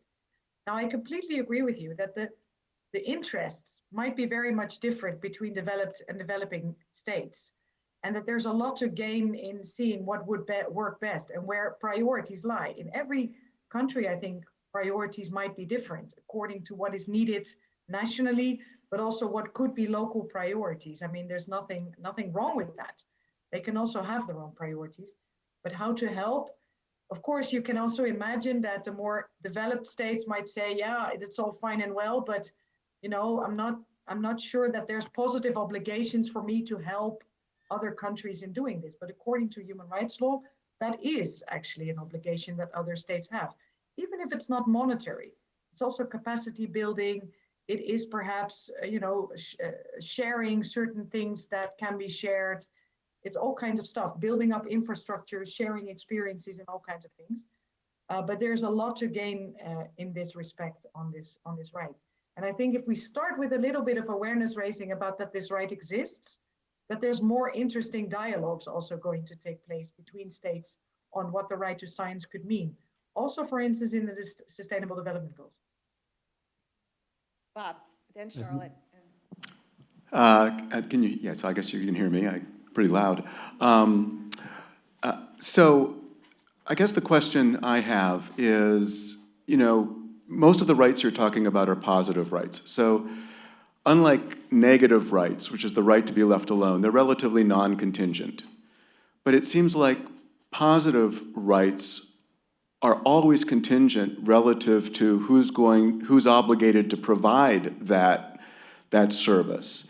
And following up on the previous question, I mean, it seems like positive rights like science are going to be heavily dependent upon the resources that are available at the time.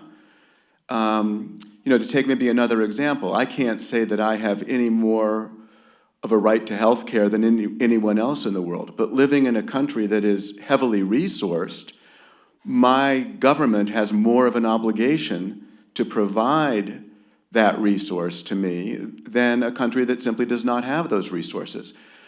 So I think I'm asking, would it be more productive, instead of focusing on the rights that people have, the positive rights that people have, but rather talk about what are the obligations of those who are providing that good, and recognizing that that's going to be contingent very much upon circumstances that are going to vary tremendously around the world.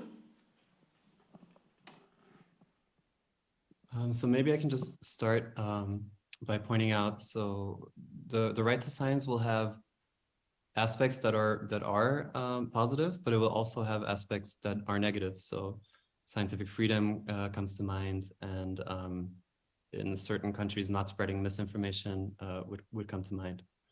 Now, to the broader point, I'll let Yvonne answer it, because there are actually this is built into the framework of human rights law.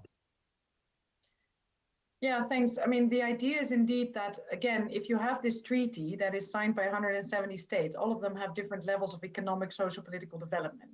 And that is very much recognized. So this progressive realization that I was talking about, but what has now been established is that, of course, if you let every state decide sort of freely what it wants to implement, then there's nothing left of this idea of sort of a universal norm. So what has been defined now is this idea of a minimum core obligation or minimum core content of rights, whereby it's said, okay, no matter what your social, economic, or political stage or development level, there is a minimum without which a human right would lose its sort of basis, its raison d'etre. It would be in fact empty. And that is indeed where also this committee that we referred to several times has identified several core elements of the right to science that in any event should be protected, such as non-discrimination and access to certain parts of science. So there is a bit of work done there, but of course I completely agree with you that the obligations side is also an interesting entry point to see, okay, if we try to define these obligations, but then also for us it would be interesting, especially as lawyers, as you can imagine, that when is a right violated? When do you go below the sort of minimum that you at least should provide, because otherwise these rights would lose all their meaning. So it's interesting to indeed, so your suggestion is very good in the sense of not only focusing on rights, but definitely also on obligations. There is diversity possible between states. We do not expect the same in terms of healthcare, in terms of education from all countries in the world. It's simply not like that. But we do expect a certain minimum, and we do expect a certain progressive realization, sort of, okay, are you making progress in increasing the level of protection instead of going backwards or not making any progress? We're up against time, and we have something to do before we part. So I'm going to give Charlotte a short question. I'm going to ask our panelists to give a short answer. Thanks, Millie, and thank you both for the really excellent presentation. So just following on to this discussion about, in a way, quantity of support for science and promotion of freedom of science that you're discussing, I wanted to ask about the distributive aspects of it. You've touched on that a little bit across state borders, but what about within a state? Is there a sense that there's an obligation of states to choose a direction of research to fund or an amount of funding that would sort of be distributed across the most people in terms of benefit, or maybe would particularly benefit the less advantaged? Is there an aspect of the right that addresses those kinds of questions that people are struggling with in many respects today? Thank you. So there are two aspects come to mind. So one is the general focus in human rights law in general on equality and non-discrimination. So if you take that one step further and you treat everybody's interests the same, a corollary of that's going to be that people that are suffering more will need to, you have to treat them the same way or bring them up to the same level, so you distribute more. So there's a focus built in on the least advantaged. Now, the second thing that comes to mind is the there's a general limitation criterion in the treaty, which sets out rules for legitimate ways that the enjoyment of the right can be limited by the state. And this refers explicitly to the general well-being. It in fact says that the only reason that is legitimate is that it's necessary for the general well-being. So the flip side of that would be if there are any policies that aren't contributing to the general well-being or do so less, then there's an argument, there's a strong case that they should be changed. Yvonne, can we? Yeah, just 3 words. Very good question, by the way. This is really, I mean, this shows the need for more reflection on this.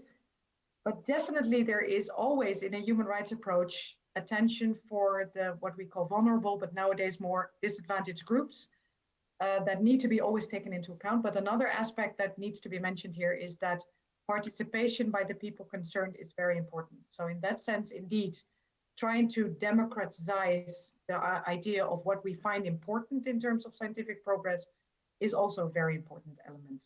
Thank you for that question, Thanks. Charlotte. So now, under the banner of no good deed should go unpunished, we've all been hearing about Christine's many good deeds. Now the punishment. We've just got about 3 minutes left. I wanted to give you some voice. What you've heard today, what you want to react to, anything you want to say. So first I want to say thank you to Yvonne and Sebastian, who are here in the night in Europe, and also to the tolerance of our people who are in person, because we've kind of thrown you into the deep end on this very European approach to the right to science, but something that I wish we had more interest in here.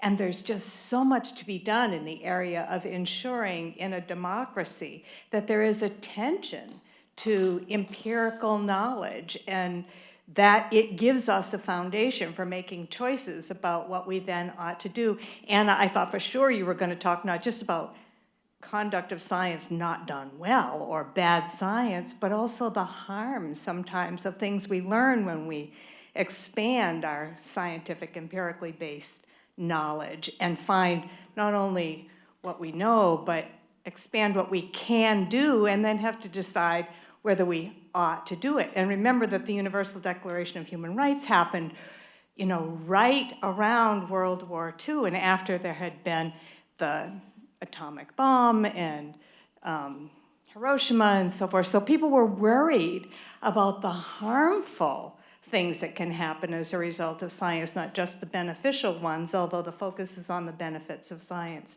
And I thought for sure you were going to talk about intellectual property, Charlotte, which, I've always been worried about and struggled against, the work in bioethics and its connection to law, but also its connection to politics and our behaviors as a community and the choices we make as a society, and this issue about balancing the tensions between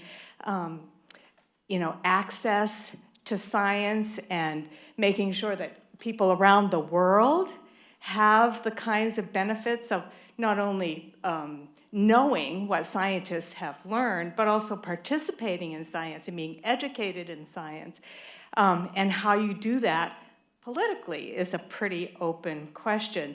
One of the students in the past worked with me on indicators of a state or an organization actually fulfilling their responsibilities of a right to science. So where would you look?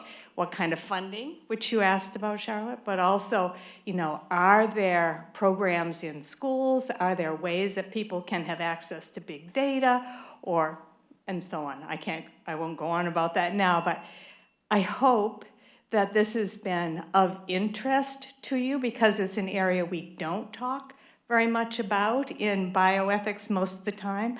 Bob and I, at the very beginning of the Center for Bioethics, talked about a vision of the center as a kind of hub with spokes to all of the Harvard teaching hospitals and departments at Harvard where we could connect people who are interested in ethics.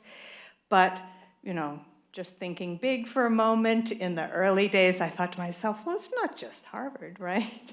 So maybe there are ways to connect with people in other countries around some of these ethical questions.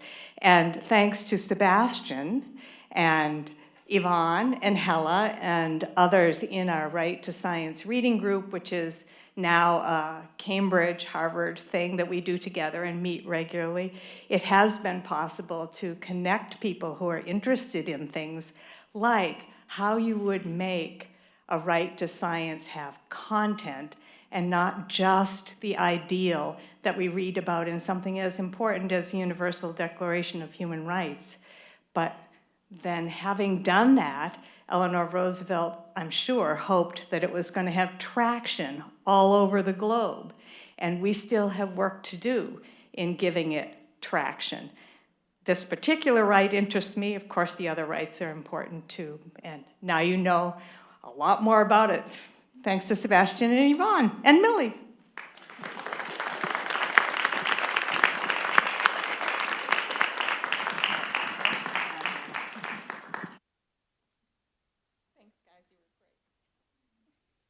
Thank you so much, Millie.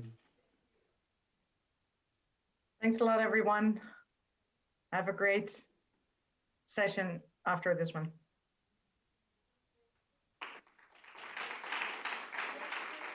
Yeah, so I'm standing here only because somebody has to be standing here.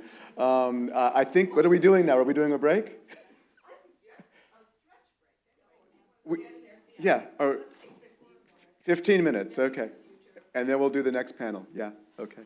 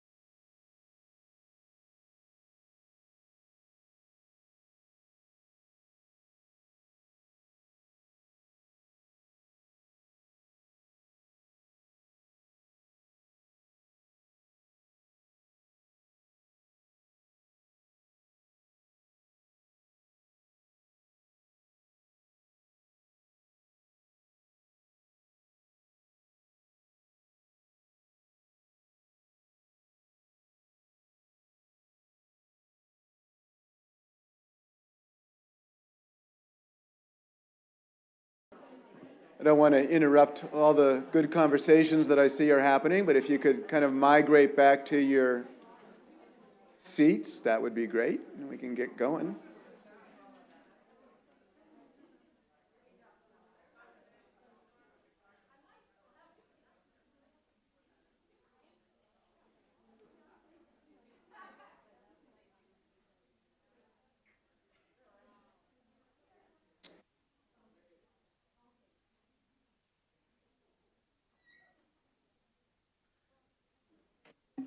All right, everybody, we'll get going with our second panel here, which is going to be on the future of clinical ethics.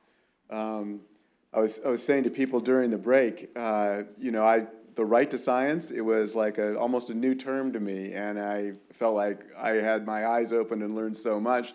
This feels like much more familiar terrain, but I'm sure it has at least as much interesting new material to talk about as well.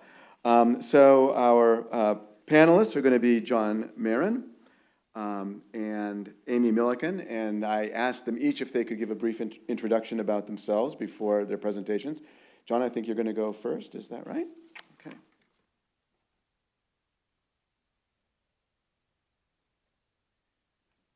All right. Welcome, everybody. I'm not sure really how to introduce myself. I'm John Marin. I think I recognize a lot of friendly faces in the audience. So clinically, I'm a pediatric oncologist down the street at Boston Children's and Dana-Farber. I serve as a clinical ethicist at both of those institutions and have been there almost 10 years now. And I've been a faculty for some time now at the Center for Bioethics, teaching in a couple of our courses here. And I think I can announce that I'll be taking on a new role at the Center of Director of Clinical Ethics in the coming weeks.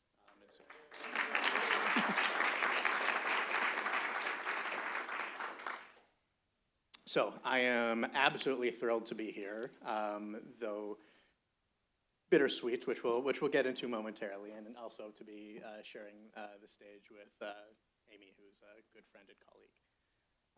So first off, I do want to thank Bob and Christine and Millie for inviting me to speak at this wonderful celebration. It's at the same time thrilling both to see people in person. Many people in this room I have known for a long time, but haven't seen in person in quite literally years. But also to celebrate Christine and her accomplishments. It's wonderful also to see so many friends and colleagues, mentors, mentees, professors, students, etc. But it's also a little bit bittersweet as Christine passes the baton to others, including Amy and myself, and many of those who are here in attendance.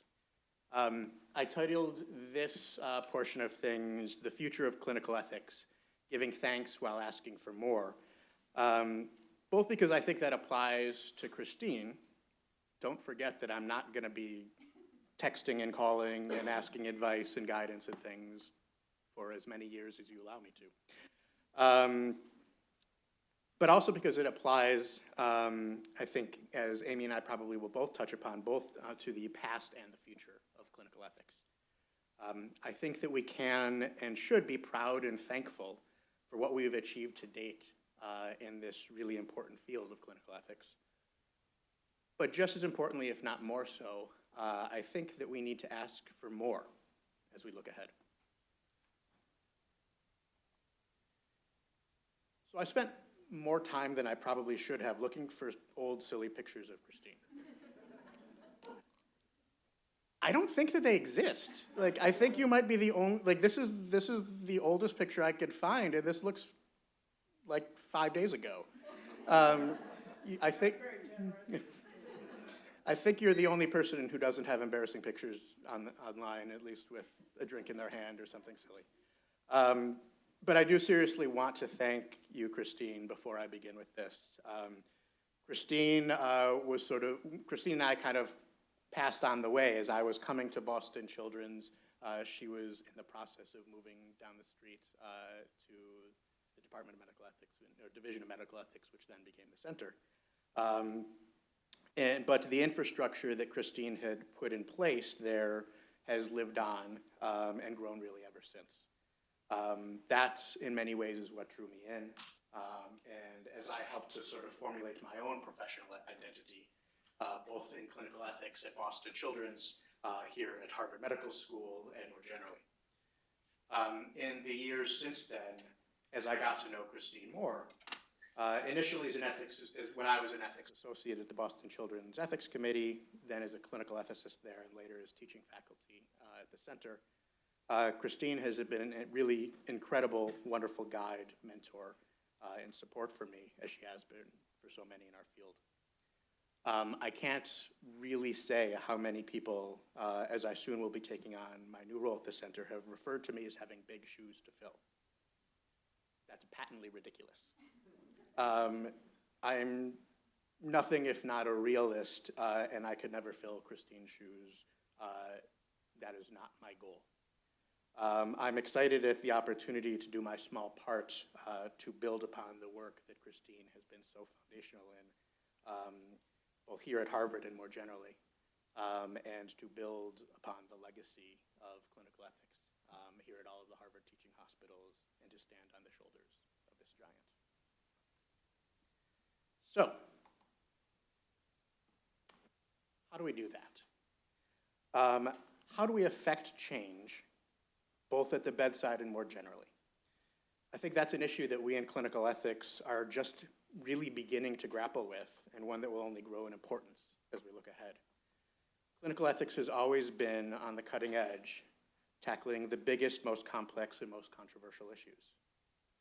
Whether this relates to advanced or emerging technologies, new definitions of life and death, and everything in between. Previously, these issues were things like organ transplantation, end-of-life issues, donation after cardiac death, surrogate decision-making.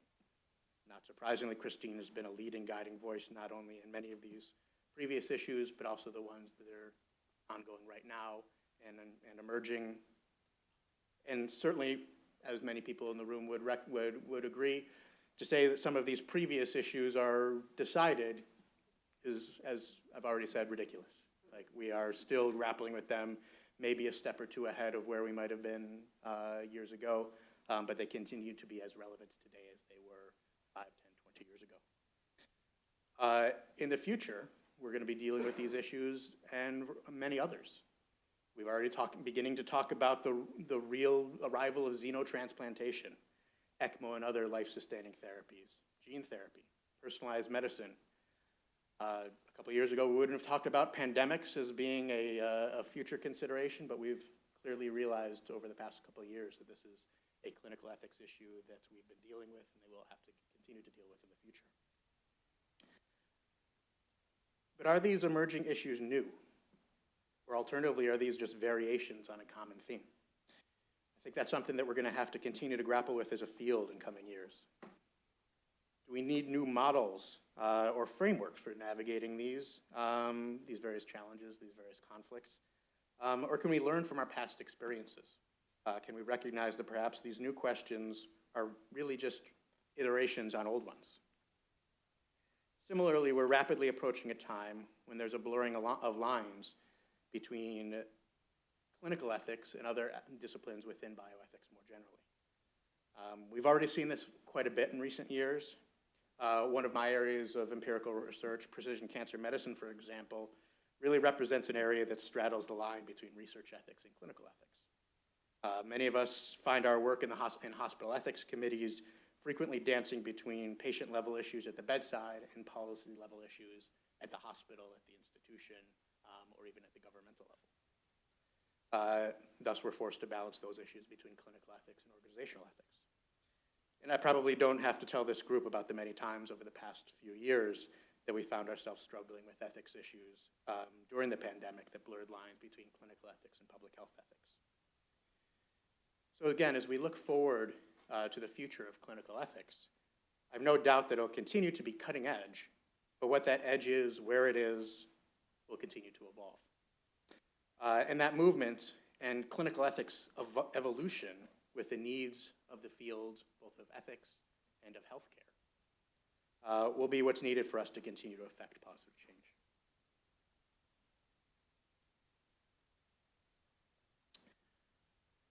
clinical ethics, I think, over the past couple of years has seemed to be on the front pages of the New York Times and in the media more than probably ever before. Whether it was a report about ventilator scarcity, or whether we should refuse a liver transplant to a patient who hadn't received a COVID vaccine, or one of a million other topics, both related to COVID and more generally. Clinical ethics, bioethics more generally, and the challenges we explore with these tools has been more in the news and the public consciousness recently than in any other time that I can recall, at least during my lifetime. Ethics and the latest in clinical ethics issues seems to be coming up with greater and greater frequency, not just in the news, but also in TV and movies. Bob alluded to this before, but of course Christine was on board with this way ahead of the curve.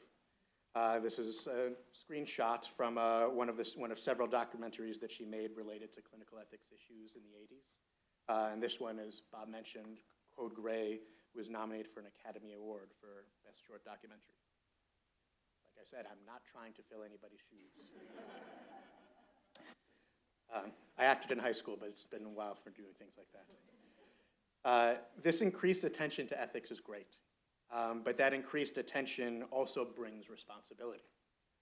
We must be able to clearly communicate about these complex, thorny, charged issues. The devil's in the details here, and good ethics requires good facts. It's easy to give a very quick, unnuanced soundbite on the news, on TV, in a news report online or in the paper. But far more helpful is engagement of the public. And that needs nuance, more detail, and subtlety. This attention really is a blessing and a curse. It provides the need, but also the opportunity for community engagement. Also requires definition of what we mean by our community. And it runs the risk of miscommunication, of public mistrust, misunderstanding. We talked a little bit about some of this in the last session on rights to science. And as we look ahead, we need to be aware that clinical ethics is unquestionably in the public eye. And our need for engaging our communities and closely communicating with and engaging with our community stakeholders is going to be paramount. So how do we know if we're doing a good job? Not just of this public communication, but of ethics more generally. The idea of quality assessment, quality assurance, and quality improvement has been slowly growing throughout all of healthcare for 20 plus years now. But it's really sort of only in its infancy in the world of clinical ethics. Ethics has evolved a lot over the past 20 plus years. First recognize, okay, this is a thing. It's an important first step. We can do it. And only now are we starting to recognize, one, we can do it well, and we can perhaps even quantify what we mean by when we say well. But what does doing it well mean? It's certainly not just an issue of volume, seeing the largest number of patients, having the largest number of consults. Quality is certainly more than just quantity. But do we have validated metrics to tell us this? We certainly have quality measures and metrics throughout other areas of healthcare and other areas of practice, even outside of the realm of healthcare. But if we don't have these in ethics, can we develop them? There's an increasing recognition of the importance of defining and measuring quality in clinical ethics activities. Again, that's not just consultation, but in teaching activities, in policy, in scholarship, all of these different things. Again, this is something that, not surprisingly, Christine has previously had a role in, working with Bob and Judy Johnson several years ago in an effort to evaluate ethics consultation here at the Harvard hospitals. For those intrigued or perhaps terrified by this, stay tuned. I think probably in the coming years we're going to come back to some concepts around this here at the various Harvard hospitals and try to think about this again moving forward. And this is an issue certain that we're not just grappling with here in New England, but also in clinical ethics beyond. I'm honored to be a member of the American Society of Bioethics and Humanities Clinical Competencies Task Force. We are charged right now with taking the second edition of the Pink Book that we all refer to so much as a resource for our clinical ethics activities and updating, revising it, tearing it down to the studs, and kind of revamping it going forward. That's hard work that's in process right now. And one point that we're really focusing on with that is how to think about, assess, and measure the quality of our clinical ethics practices.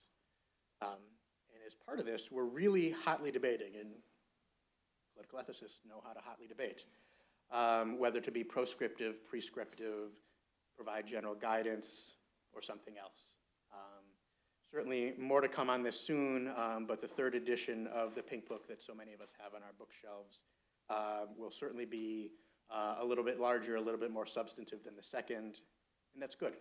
As a growing field, we need ways to evaluate ourselves, to have a way of telling us, are we doing a good job, and doing so with rigorous, valid metrics.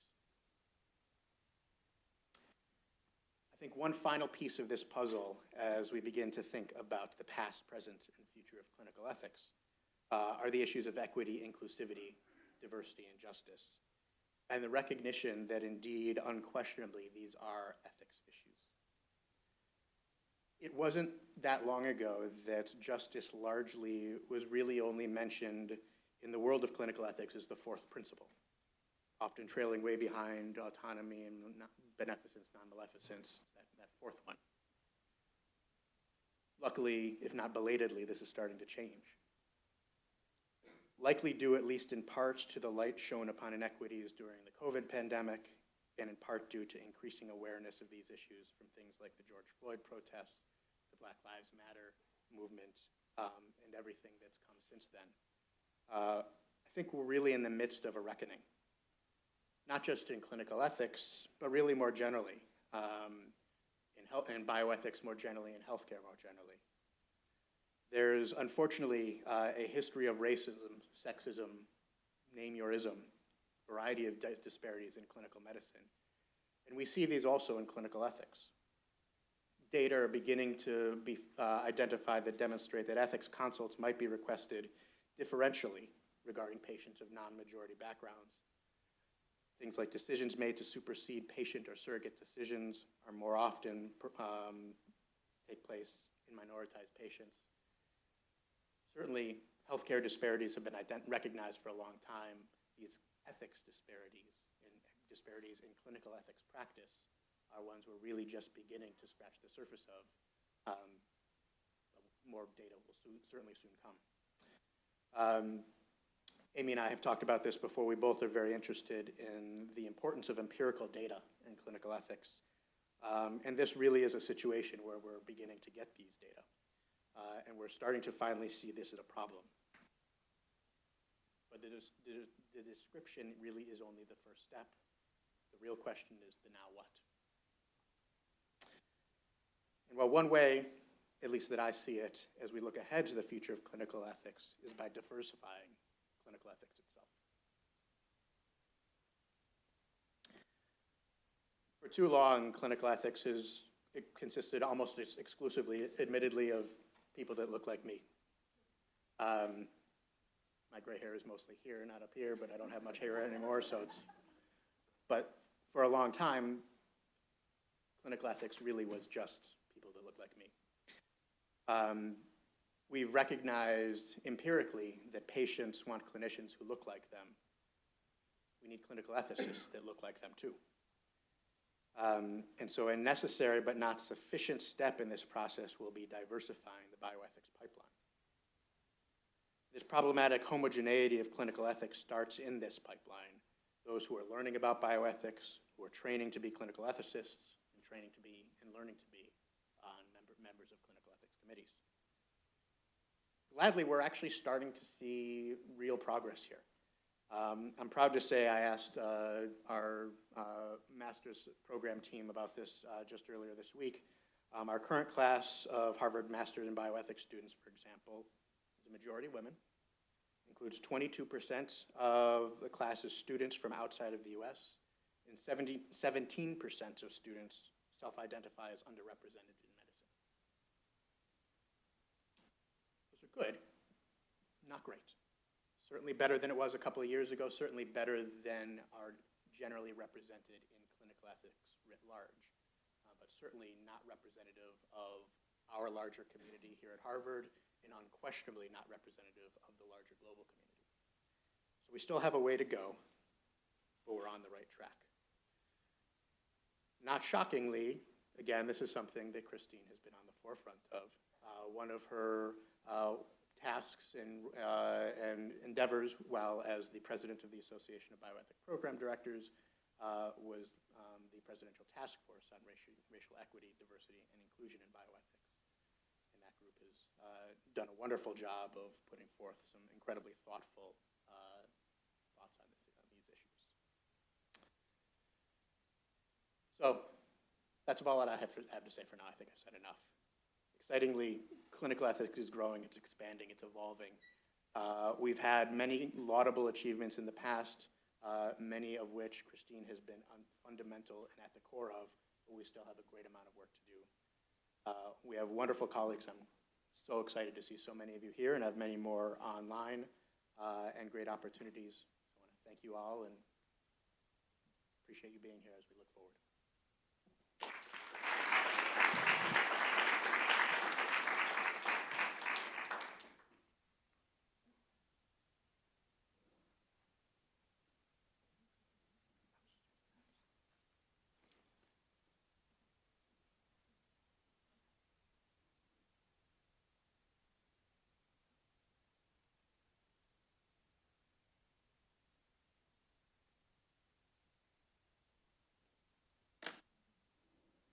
Hi, everyone. It's great to be here. Thanks for the opportunity, Bob, Christine, Becca, Millie, others. Thanks for helping to plan, Julie. So for those of you who don't know me, my name is Amy Milliken. I am a nurse and ethicist. I spent the first 10 years of my career at the bedside as a SICU nurse. For the past 5 years, I've been at the Brigham, first as a postdoc, then as a clinical ethicist, and most recently as the director of the ethics service. I also was affiliated faculty at the center, taught with John and others, and recently have transitioned away from that role and took a position at Boston College. I'm an associate professor of the practice, teaching ethics in the graduate programs. So that's what I've been doing for the past few months.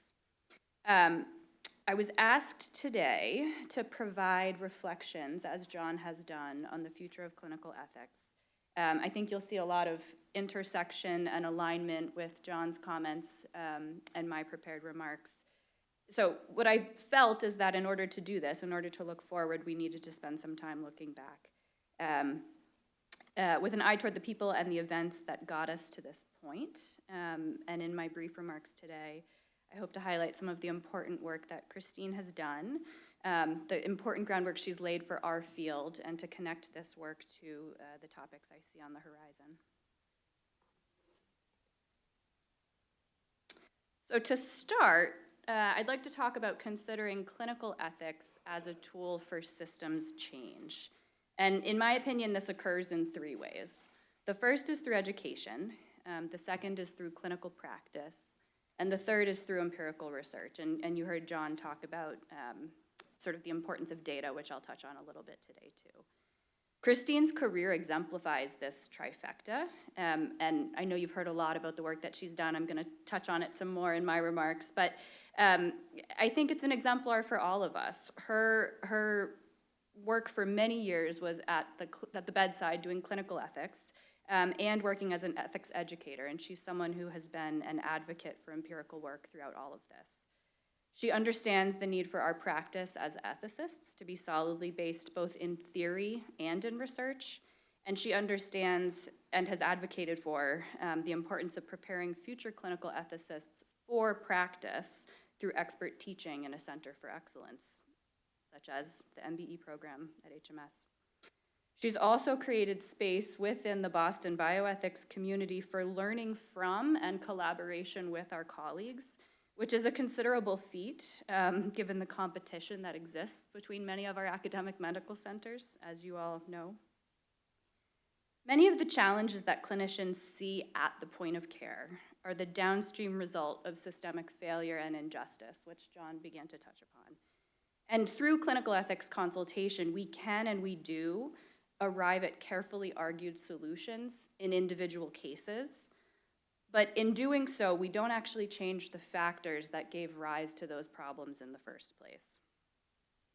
So I feel very strongly that ethicists and ethics educators must look upstream, and we have great examples of folks in the Harvard community that are doing this important work.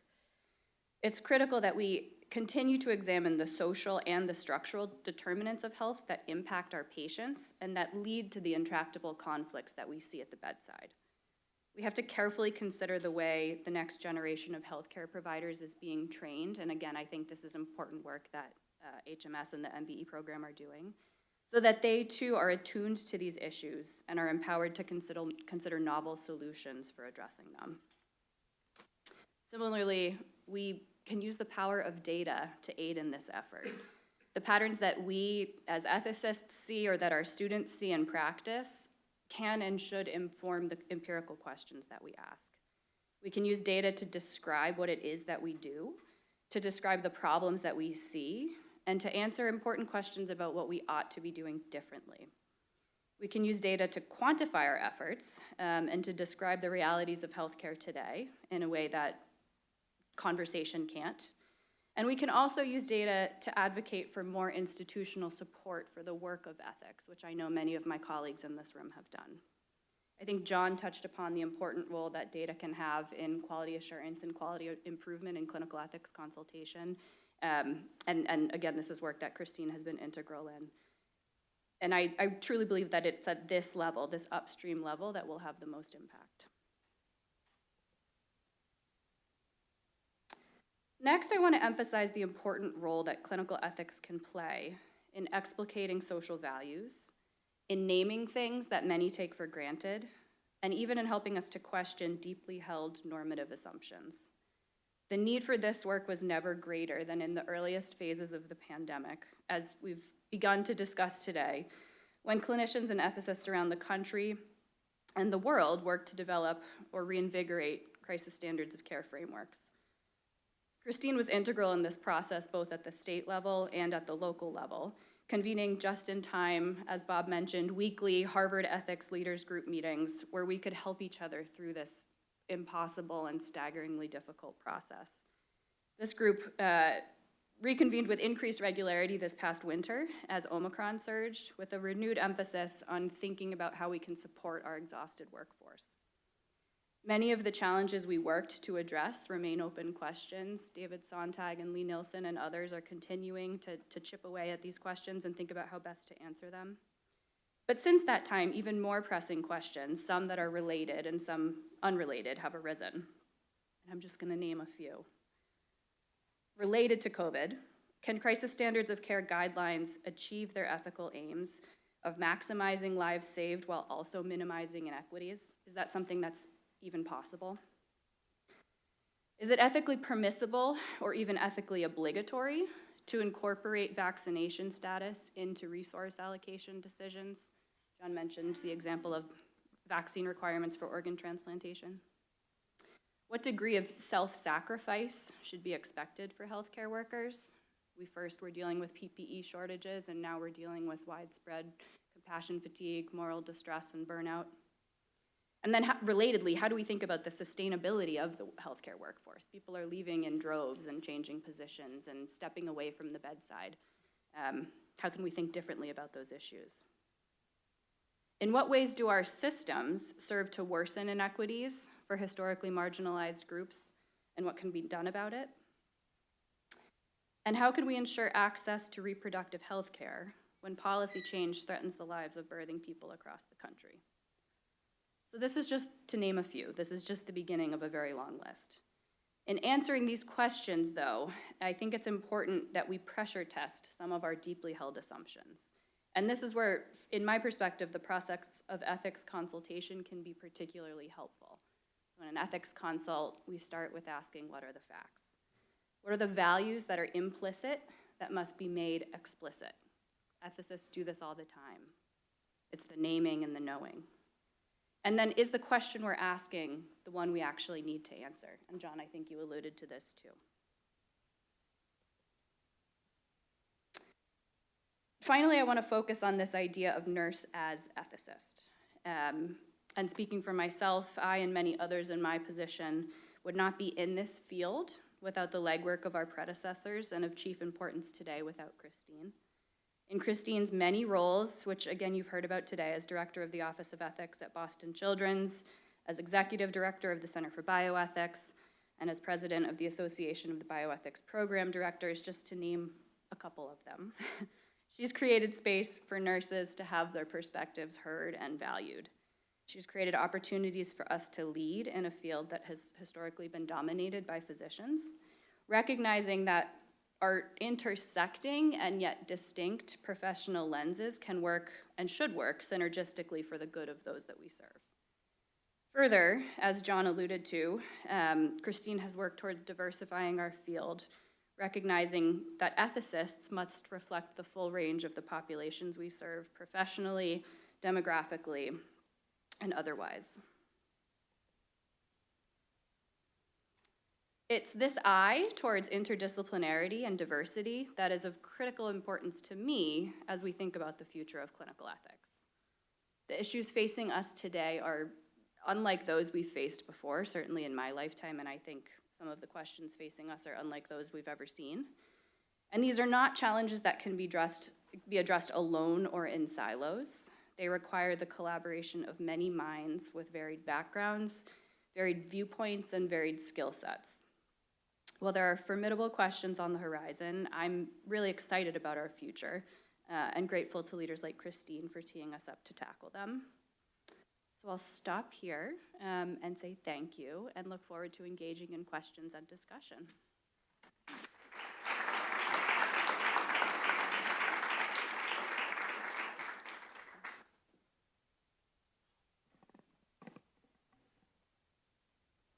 Stay up here. Got some mics. Wonderful presentations, both of you. Really, very thoughtful. I'm very appreciative for the time and energy you put into creating those. I expect I'm going to open it up and we'll have some general discussion. I thought I might get it going with something that, a couple things that maybe that I've been thinking a lot about. Over the last, I don't know, maybe 10 years or so, one of the big changes that I've seen is how medicine has become so much more corporate. That, you know, if you look at sort of the structure and how things are run, it looks more like any other big industry, Google or whatever else. And so there's been, along with that, a lot of corporate concerns about controlling the message that comes out, about the image of the hospital. I mean, to the point where on more than one occasion now, I've been asked, more told, not to list my children's affiliation on an article. But, you know, Bob, can't you just put down that, you know, you're at Harvard Medical School, but leave off the part about Children's Hospital. The rule is in our hospital that you're not allowed to talk to the media without having somebody from media services present. Now, I think many of us break that rule frequently, but you know, it could come back to bite us if they don't like what we're saying or how we appear in the Boston Globe. Now it just occurred to me, but one of the best examples of that was at the beginning of the pandemic when we had a statement that went out in the Boston Globe about how all of us were standing together. And the day that came out, there was an email that went to, well, it went to everybody at Children's Hospital. It was clearly targeted. You know, you are not allowed to do this. You are not allowed to use your children's affiliation. This has been something that has been recognized for a long time. There's a quote that I really like from historian Charles Rosenberg that talks about how bioethics has a great risk of being co-opted by the medical profession. I'll just read you this one sentence. He says, as a condition of its acceptance, that is the acceptance of bioethics into the medical world, bioethics has taken up residence in the belly of the medical whale. Love that. Although thinking of itself as still autonomous, the bioethical enterprise has developed a complex and symbiotic relationship with this host organism. So maybe let me ask you now, Amy, you've gone off now into a world where you don't have to worry about that, where you have the academic freedoms of the university. And maybe ask other people that are doing work in clinical ethics, how should we approach this? How do we maintain a truly independent place from which to look at what our hospitals are doing, how patients are impacted, and not be just tools of the corporate world?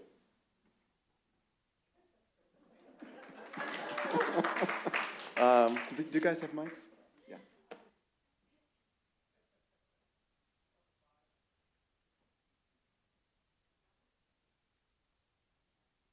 Oh, no, try this one. Hello? Oh, there we go. Do you want to start? God, I thought I was getting off easy by you grabbing the microphone. Ooh. Yeah, start with a softball. Thank you, Bob. I mean, I think the one way of looking at this, and some might argue this is the Pollyanna-ish way. Interestingly, I think locally we have this we're not as rough off here as many others, both within the United States and perhaps even more significantly elsewhere have. Though certainly our local institutions are very serious and single-minded about the how they want to look and how they want us to help them to look in the public eye. I know certainly during COVID and otherwise, friends that work at both not-for-profit and for-profit institutions have had quite different experiences. Us talking to the press without getting the official go-ahead, that would not be an acceptable thing, even if it was not something that was controversial that was said. But I think also the question of independence is an interesting one. I mean, if certainly we want to be independent thinkers, but we recognize that we are not truly independent of our institutions, and to be thinking outside of that realm, I worry would we be doing a disservice to what we're trying to achieve. We need to call our institutions out.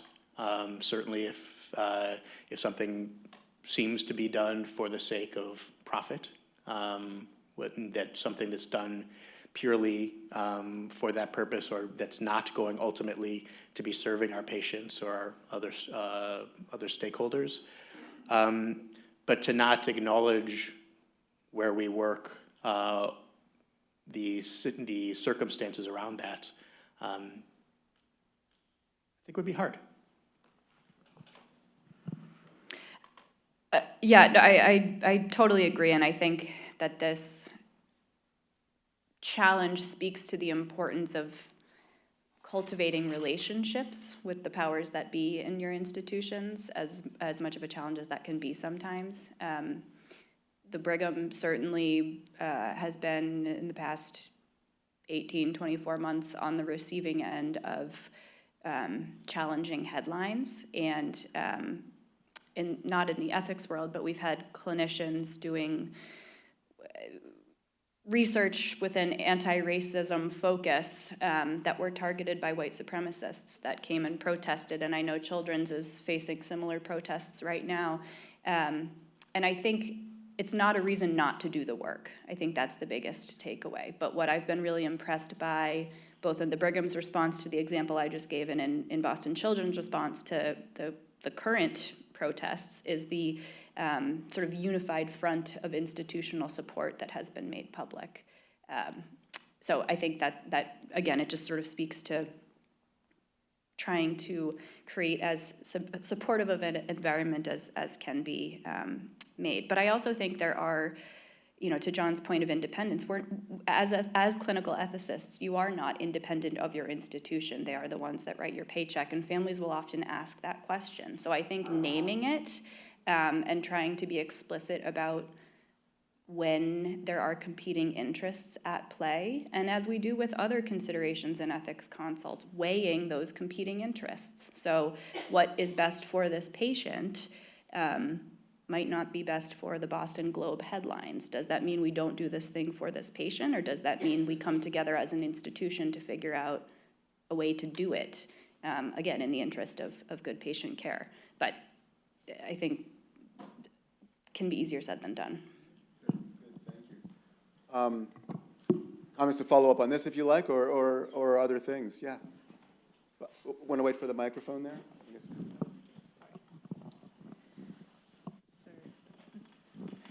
Oh, I wanted to start. My name's Johanna. I'm a pediatric hospitalist and an ethics associate at Children's. But Bob, I really, really agree with your comment about kind of the corporate feel of medicine. And even when I went to medical school in the mid-1990s, they were already using terms like healthcare provider, healthcare consumer. I mean, I almost stood up in one of my first year classes and said, did I accidentally sign up for business school? Because this just does not feel like what I expected. And even now when I go through my admitting documentation, discharge documentation, I change, oh, this sounds crazy, but I change all of the provider notation. I erase it all and I put PMD instead of PCP, because I am not a provider, I am a physician. I don't, somebody is just really, I get it, is what I'm trying to say. But what I think is really important is, you know, we have lost in thinking a lot about in the last panel about the right to science is there's been a lot of confusion about the locus of expertise in our world, right? Who are the real scientists? Who are producing data that we can believe? So with all sorts of confusion and disagreement about the locus of expertise, there's also disagreement about, well, knowledge alone isn't enough. We have to apply that knowledge and we have to do it in ways that are wise. And who has the wisdom, whose values imputed into this problem are going to come up with policies that are wise, that are going to promote the human good. What is the good? So there's all of these layers, but we're not going to have we're not going to have the buy-in from the public if we don't disentangle ourselves as scientists and as ethicists from money and from financial, from conflicts of interest. And I think, I remember learning in my bioethics fellowship, it's not just conflicts of interest, but appearance of conflicts of interest that are a real problem. And so I feel like my view on this is we have to, as physicians, as scientists, as ethicists, we have to disentangle ourselves from the financial incentives that are at play in medicine in order to earn back the trust that we've lost. Because the public's not going to follow us anyway. It doesn't matter what we come up with. If they're not going to see us as legitimate experts on anything, it doesn't really matter. And at the end of the day, that's not what Children's wants. They don't want to be issuing recommendations that people don't believe. And so I just think it's so important. I don't know exactly how to disentangle, but speaking out and saying, here's why we think this is true, and here's the financial implications of this which we are ignoring, I think it's going to help regain some of the trust we've lost. Sorry, long comment.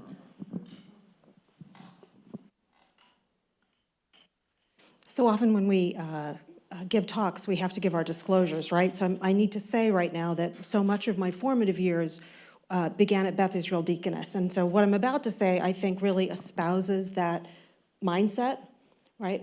So as we think about the sort of us versus them, or the sort of corporatization of medicine, one of the mottos of the ethics service at BI is ethics is everyone, right? That ethics is not this thing that ethicists do when they're called to do it, but rather ethics has to be very integrated into the lifeblood of everything that's done, not even just by clinicians, doctors, and nurses, but really ethical issues affect everybody that works in a hospital setting, whether you were a transport person in the middle of COVID with not enough PPE to do your job, whether you were a housekeeper and we were thinking about, you know, some other potential pandemic and being asked to clean a room and you didn't really know what that meant.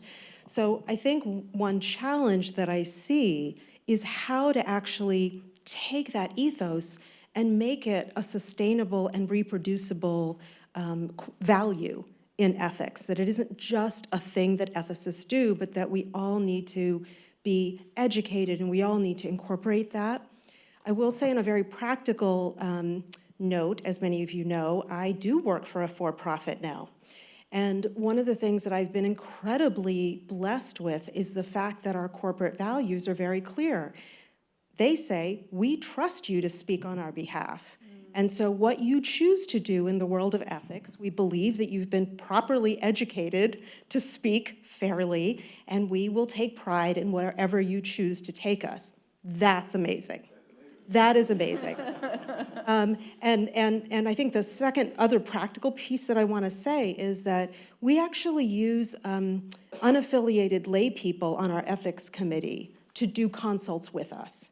And they, for us, very much represent a way to keep a piece of us outside the hospital, right? They don't allow us to fall back to our sort of, how do I say this, corporate value system, right? Because they do represent regular people. They force us to make sure that what we say really resonates with the greater community. It's hard to find those people. It's hard to make sure that they have what we need them to have in terms of ethical reasoning and training. And my one ask, I guess, of the center might be to do more education, because one of the things that I think we took away from the recent pilot in clinical ethics training was how incredibly helpful and valuable that was. Thank you.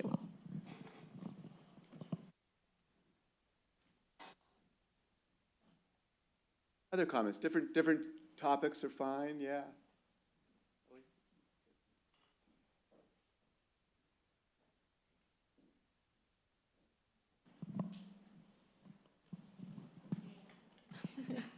So many of us here were very lucky to be Christine's students, and we view ourselves now as the group of emerging bioethicists. And a lot of the conversation today was about looking forward or looking back. And I wanted to get my lovely professors' opinions on what we would do in a system where a clinical ethics system doesn't even exist to begin with. And if I may be so bold to ask Christine too, what advice would you have given yourself just starting out before you've created and solidified this incredible ethics system and career for yourself?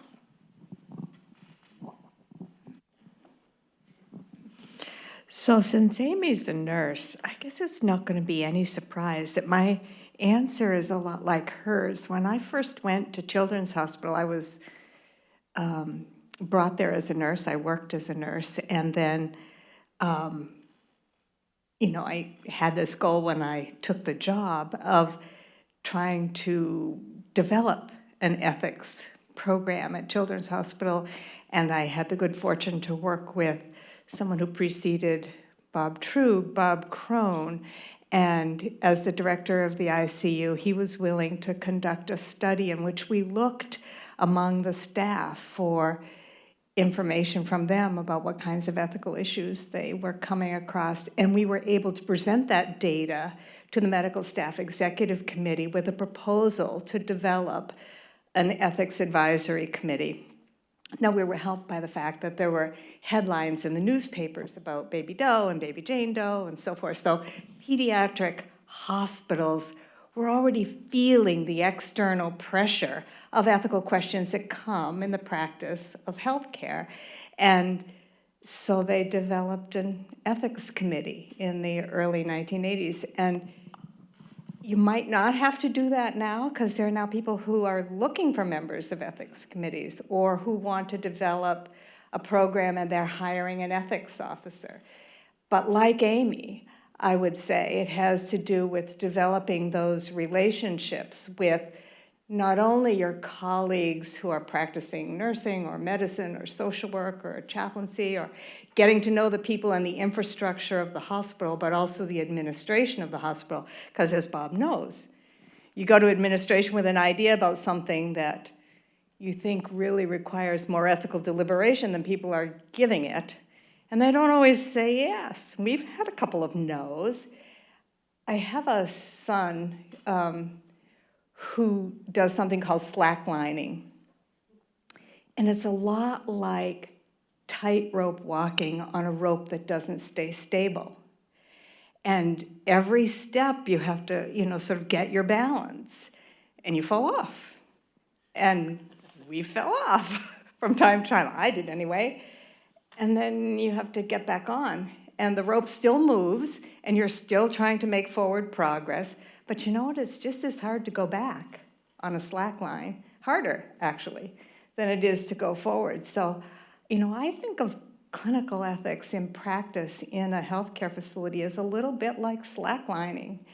And you just have to learn to enjoy the ability to find your balance time and time again. So I don't know that I have anything novel to add to that, but I think that analogy is just so perfect.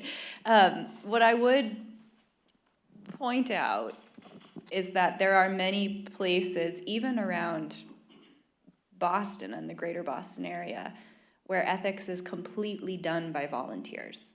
And I say that not to advocate for that model, but to let you know that in order to start this sort of structure, you don't necessarily need funding.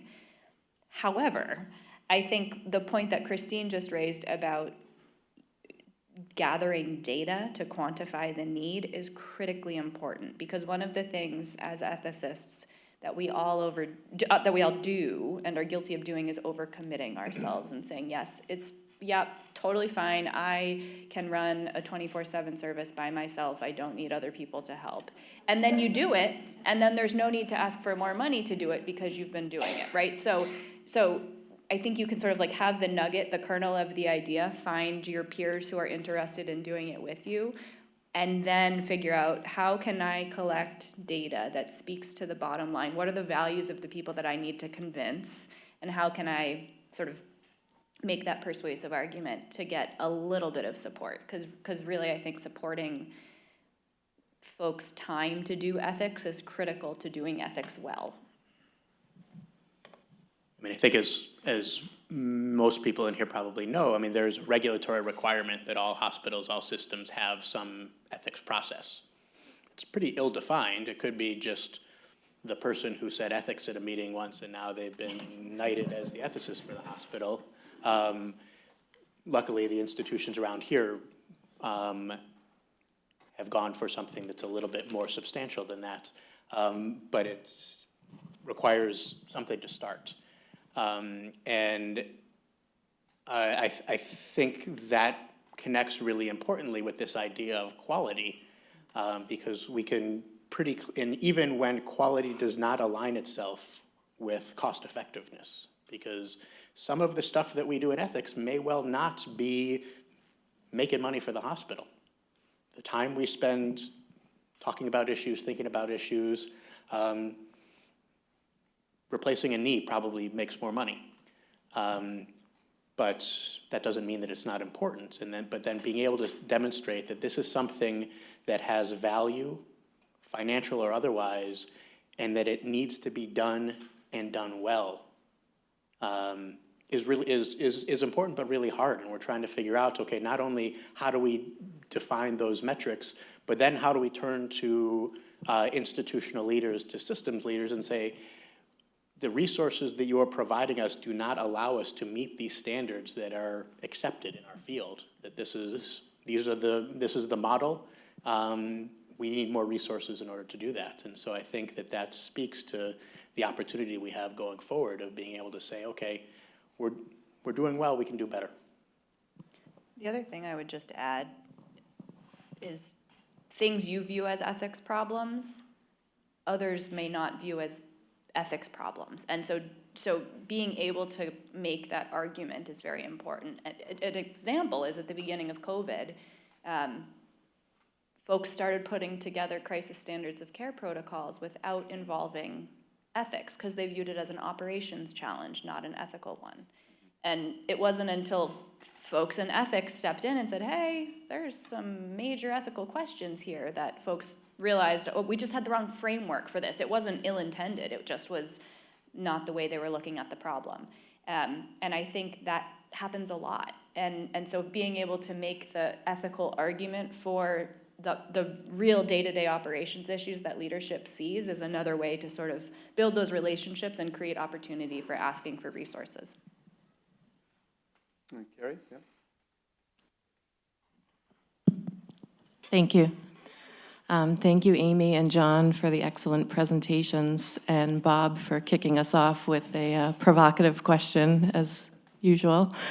And Christine, your slacklining analogy is brilliant. And as a clinical ethicist myself, who happens to also practice at Children's, I think that the ability to tolerate some degree of continual vertigo is needed to be able to hold all of the perspectives and to reassure senior leaders at times when they're feeling uneasy about something that we're involved with.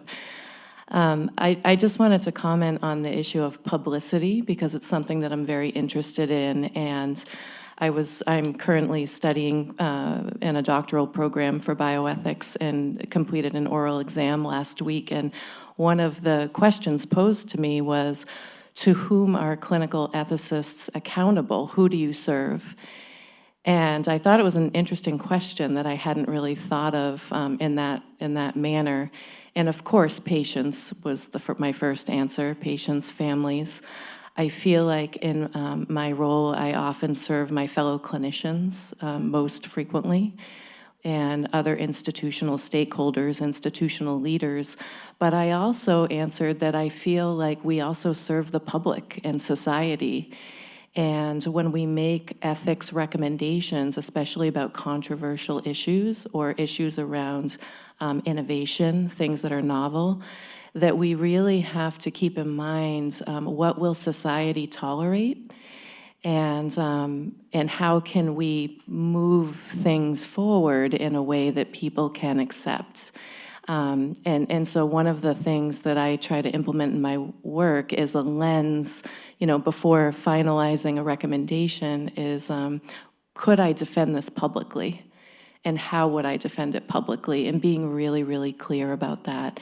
And then the last thing around publicity is we try to include community members on our consult teams so that we have, and they're vetted, they sign confidentiality agreements, they're members of our ethics committee, but to be able to say that we have an individual participating in a consult that is not an employee of the hospital and is not even a healthcare professional, I think is helpful, and I would like to see us engage more with the public moving forward. I think that's so important, so thank you.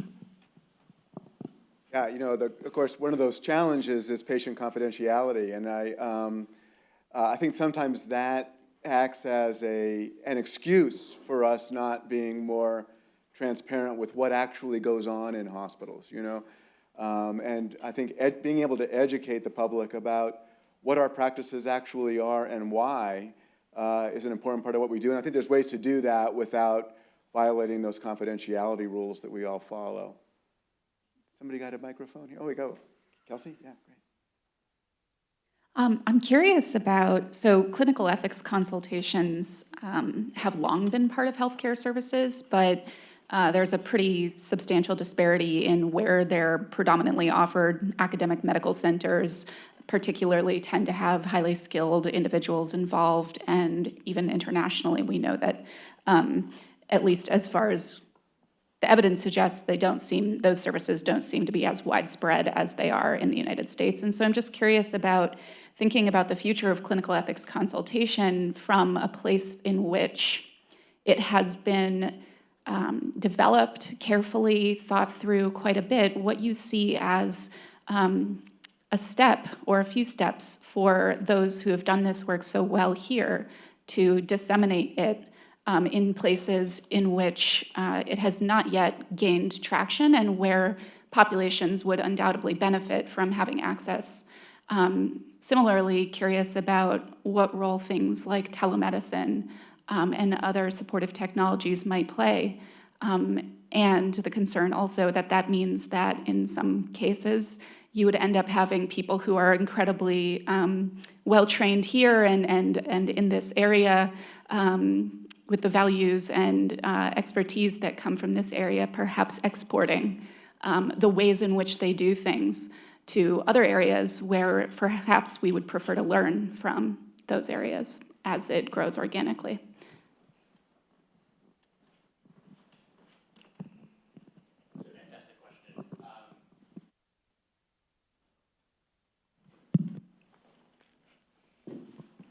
Maybe that's a sign that we're talking too much.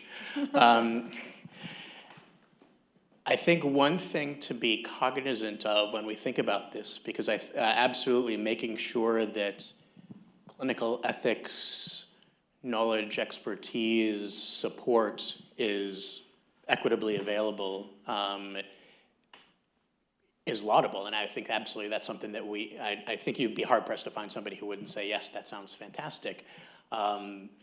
But clinical ethics is also dependent so much on the sociocultural leanings of whether it's, we think just about the US, we think about globally, or even on breaking down more uniquely to the culture of an institution, the culture of a region.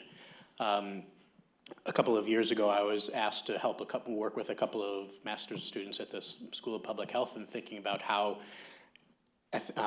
challenging questions in a hospital in rural Mexico should be handled.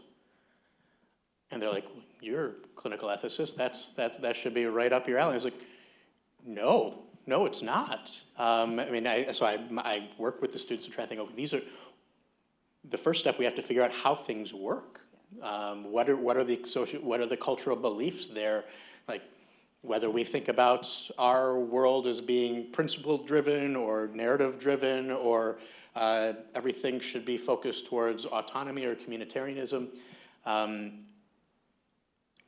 At risk of getting too much into kind of a moral relativism space, saying that we know how to teach others to do this when there are so many differences, I worry, I mean, granted, we in America are very good at that. But I worry we'd be getting into trouble. We can export kind of teaching, and hopefully we can be learning at the same time. I mean, I mentioned when we teach in our master's program, we acknowledge regularly that we're kind of teaching from a very Western, very US perspective, which is particularly with regard to clinical ethics, which is narrow and imperfect. I think part of my answer draws back to an earlier question, which is this question of independence. And there are certainly models of folks throughout the country doing clinical ethics who are sort of independent contractors and are employees of themselves, and institutions will reach out. My worry about that model from my own practice is that you miss so much of the culture of the institution by not being part of the institution. And so it's a double-edged sword, right? You have to understand the context where these questions are occurring.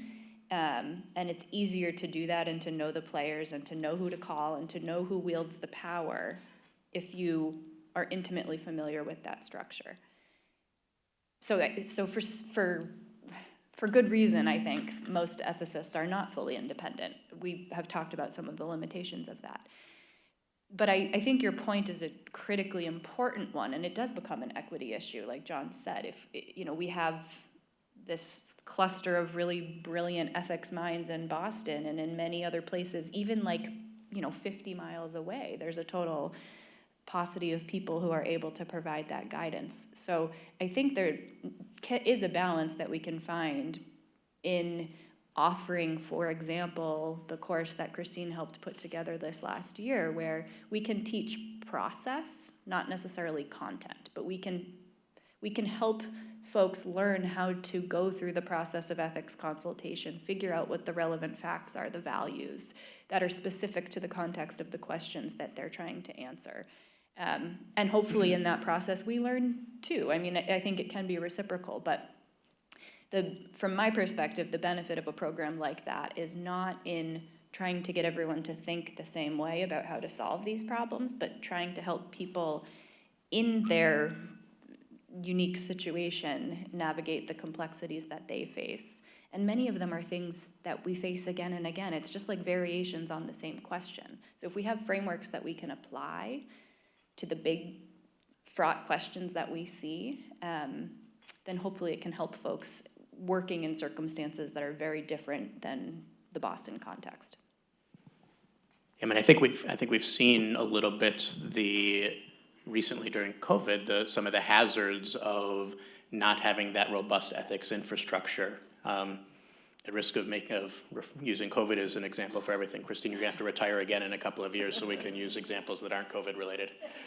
I mean, early on when we were, everybody was neck deep in thinking about crisis standards, and individual states and then individual hospitals and hospital systems were developing or revising their own crisis standards. Locally, many of our institutions in Massachusetts had this very robust process and were very thoughtful about saying, okay, we're not going to completely say that a patient who has cancer should not have any access to scarce medical resources, or a patient who is on dialysis or who has a chronic disease. Those kind of considerations were certainly not thought in that same way in some other institutions that might not have had as robust of a process as Amy was alluding to. And so again, I think that the thought of being able to export the process is really important, if not the outcomes. And just one comment before we go to you. Just, Kelsey, your comment made me think that we need to remember that getting an MBE in bioethics is not the same as being an ethics consultant. The skill sets are not the same. And this is where I think, Christine, the work that you did with developing this training over the last year is so important, because they're not the same job, and you have to learn different things in order to be good as an ethics consultant. And I hope that going forward, we're going to be able to continue with what you started here to make sure that we are offering both for those who want to be working within the hospitals. I think we're over here, and then we'll come over to you, David. Yeah. So one of the things that come up to my mind about part of all this conversation is, while I appreciate that clinical ethics consultation tends to be something that's contemporary or retrospective, I do wonder, if we look forward and we have these discussions, what really are our priorities and our obligations and responsibilities, both to patients and families, but also to institutions, as far as being proactive. You know, we have a lot of things that have happened, especially in the last couple of years, that arguably maybe bioethics, clinical ethics in particular, could have maybe been ahead of.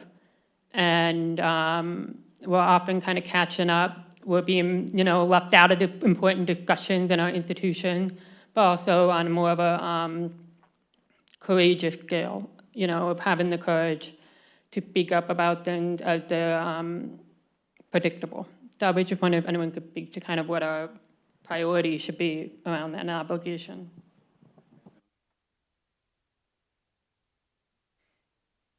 So the first thing that comes to mind in response to your question is this idea of preventive ethics. And I think it connects back to the earlier point about looking at recurring problems. Michael, I see you right in the audience. You've done a lot of work with databases and with coding. And I think those of us who are doing ethics consultations day in and day out, we see the same sorts of problems, different variations of them, but we see them over and over again. And in that way, if we're able to pick up on those issues, then we can name them and give language to them and raise it to the level of our system to say, hey, we're having a lot of discharge problems. We're having a lot of conflict over withdrawing ECMO, whatever the case may be, whatever it is that you're seeing in your institution. And I think we're sort of uniquely situated to be able to quantify those problems, as opposed to the clinicians at the bedside who anecdotally can say, oh my God, these ECMO patients are stressing me out, or oh my God, I can't find a place for my patient to be discharged to. But we in identifying those problems, we can use a preventive ethics lens to say, okay, specifically, what interventions can I apply to this sort of problem so that they don't escalate to the level of needing an ethics consult, because we've taken care of it upstream. And then more broadly speaking, I think this speaks to the importance of the earlier point that I made, which is how we're preparing clinicians and ethicists as well, but I really mean this in terms of like doctors and nurses. How are we training them to think about the problems that they're seeing at the bedside? Because I don't think we do, I think HMS is an exception to this, but I think generally speaking, particularly in schools of nursing, we don't do a lot of ethics foundational work when you're learning to be a nurse. It's sort of an afterthought, and it certainly was my experience that I got into practice and felt completely overwhelmed by the challenges that I was seeing at the bedside. So we have to sort of think upstream to prepare people to pick up on the issues so that we're not just putting out fires at the point of care.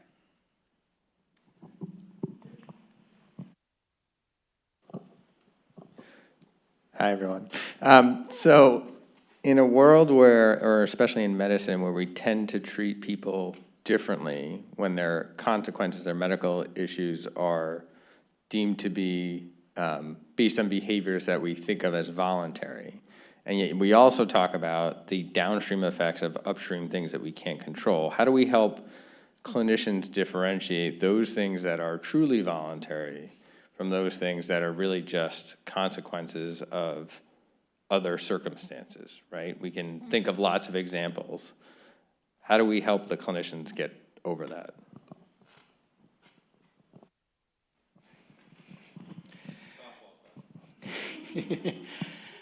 I mean, that's culture change, right? I mean, it's, that we've learned over time that the hardest and oftentimes least effective intervention is educational at a large level, which is incredibly depressing, but true.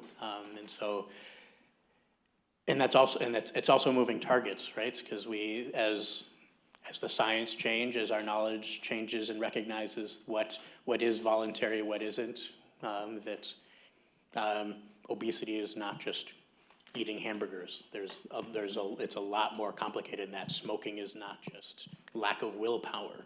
I think working with clinicians, with institutions, with community groups, because I think this is not something that's unique to hospitals, but in hospitals and medical institutions, we have a unique opportunity and responsibility to be thinking about this and to be examining how these beliefs, true or otherwise, affect our practices. So I think it's going to be slow, but I think in the world of ethics, we have as good of an opportunity to be taking a stab at it as anybody, but that's not going to be an easy one, I don't think.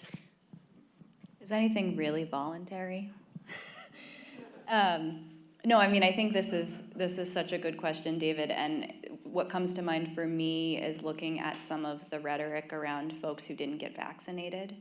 And for me, one of the most useful tools in this context is talking about narrative ethics and like, what is the story here? And so often we jump to, I mean, this is not novel, all of you know this, but we jump to conclusions without understanding like the chapter book of this person's life that got them to this point. And if you did truly understand that, then this seemingly irrational voluntary decision to take poor care of yourself would make a lot more sense. But we're so busy, and I think oftentimes burnt out and frustrated that we don't have the time or energy to sort of dig deeper to figure out those things. Elaine.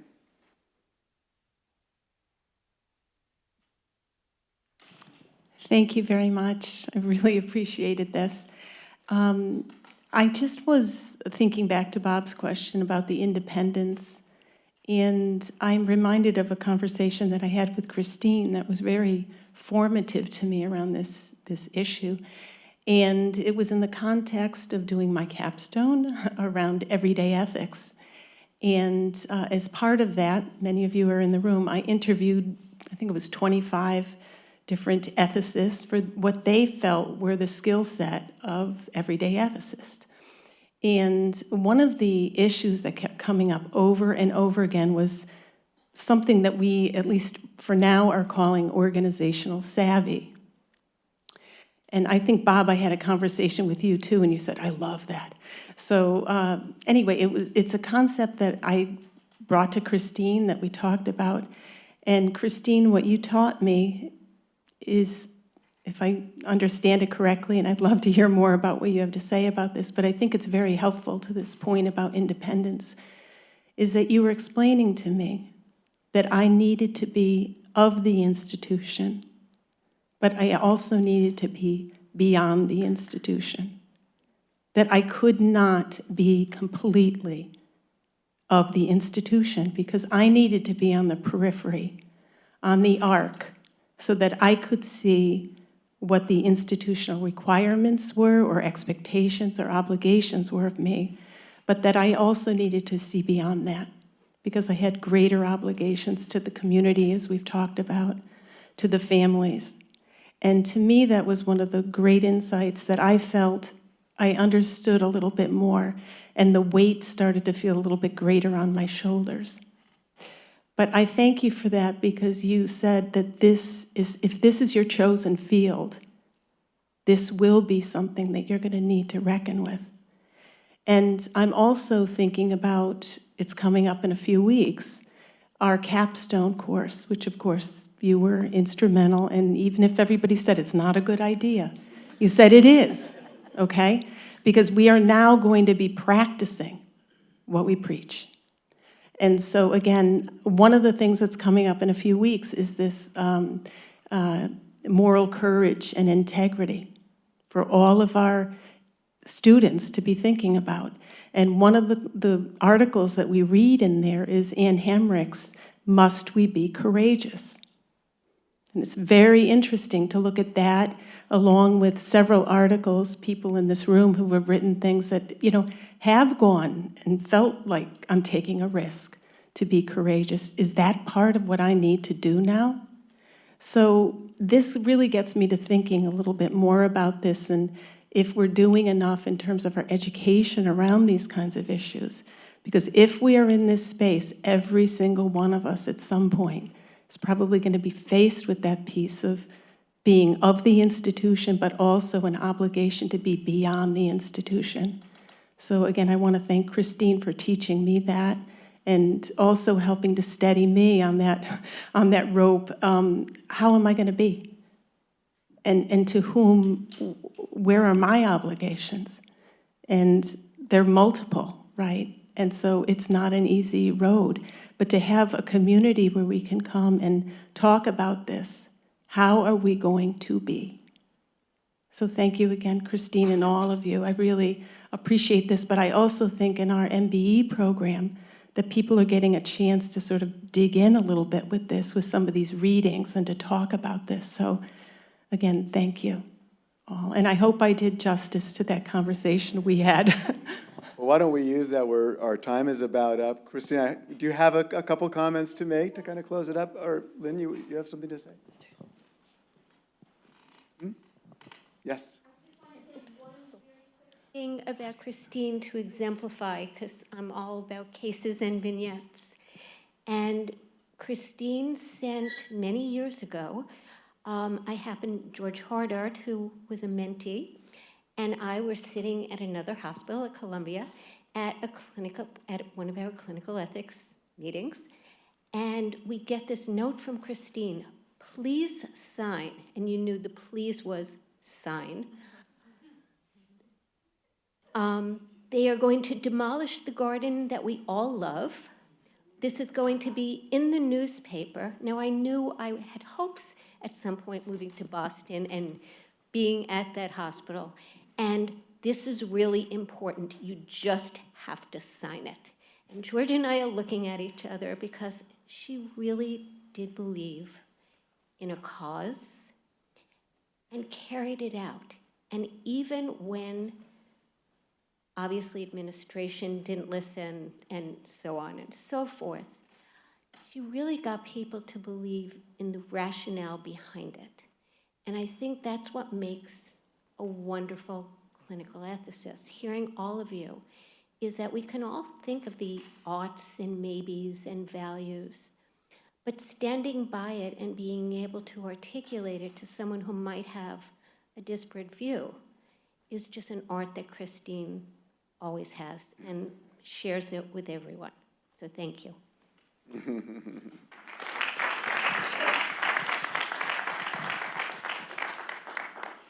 Thank you, Lynn, but really that was Elaine. Elaine really spent an incredible amount of human capital and time and effort and blood, sweat, and tears around the Prouty Garden. And I was just, I was on the periphery, but it was kind of you to say that. You know, there's so much to say about clinical ethics, and I can't do I can't go beyond what John and Amy have done, other than to say that their focus on creating space in an institution for ethical deliberation to happen in many different ways, not just through consults, is so correct. And a piece of it, as we're all hearing about doctors and nurses and social workers and hospital staff across the board wanting to leave or already having left, has made me think for the last couple of years during COVID that a piece of the work of clinical ethics is not just creating that institutional space, but also recognizing the moral integrity of the people who work there and keeping hope alive when it's challenged. Because people despair, and when they despair of their ability to be good and to do good, they quit. If they stay, they're no longer as good as they were at what they were doing because they don't care as much, because they can't afford to care as much, or they leave.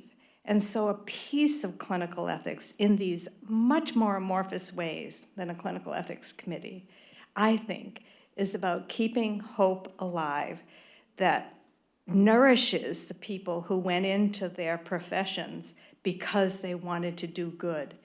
And they need to find support within the institution for recognizing that motive and trying to advocate for them. Sometimes we fail, but nevertheless, trying to help keep that hope alive is a piece, I think, of what clinical ethics is. What a great way to end. Thank you, Christine. And we have a reception to go to right outside the doors here. So let's continue the conversation out there. Thanks to everyone for being here.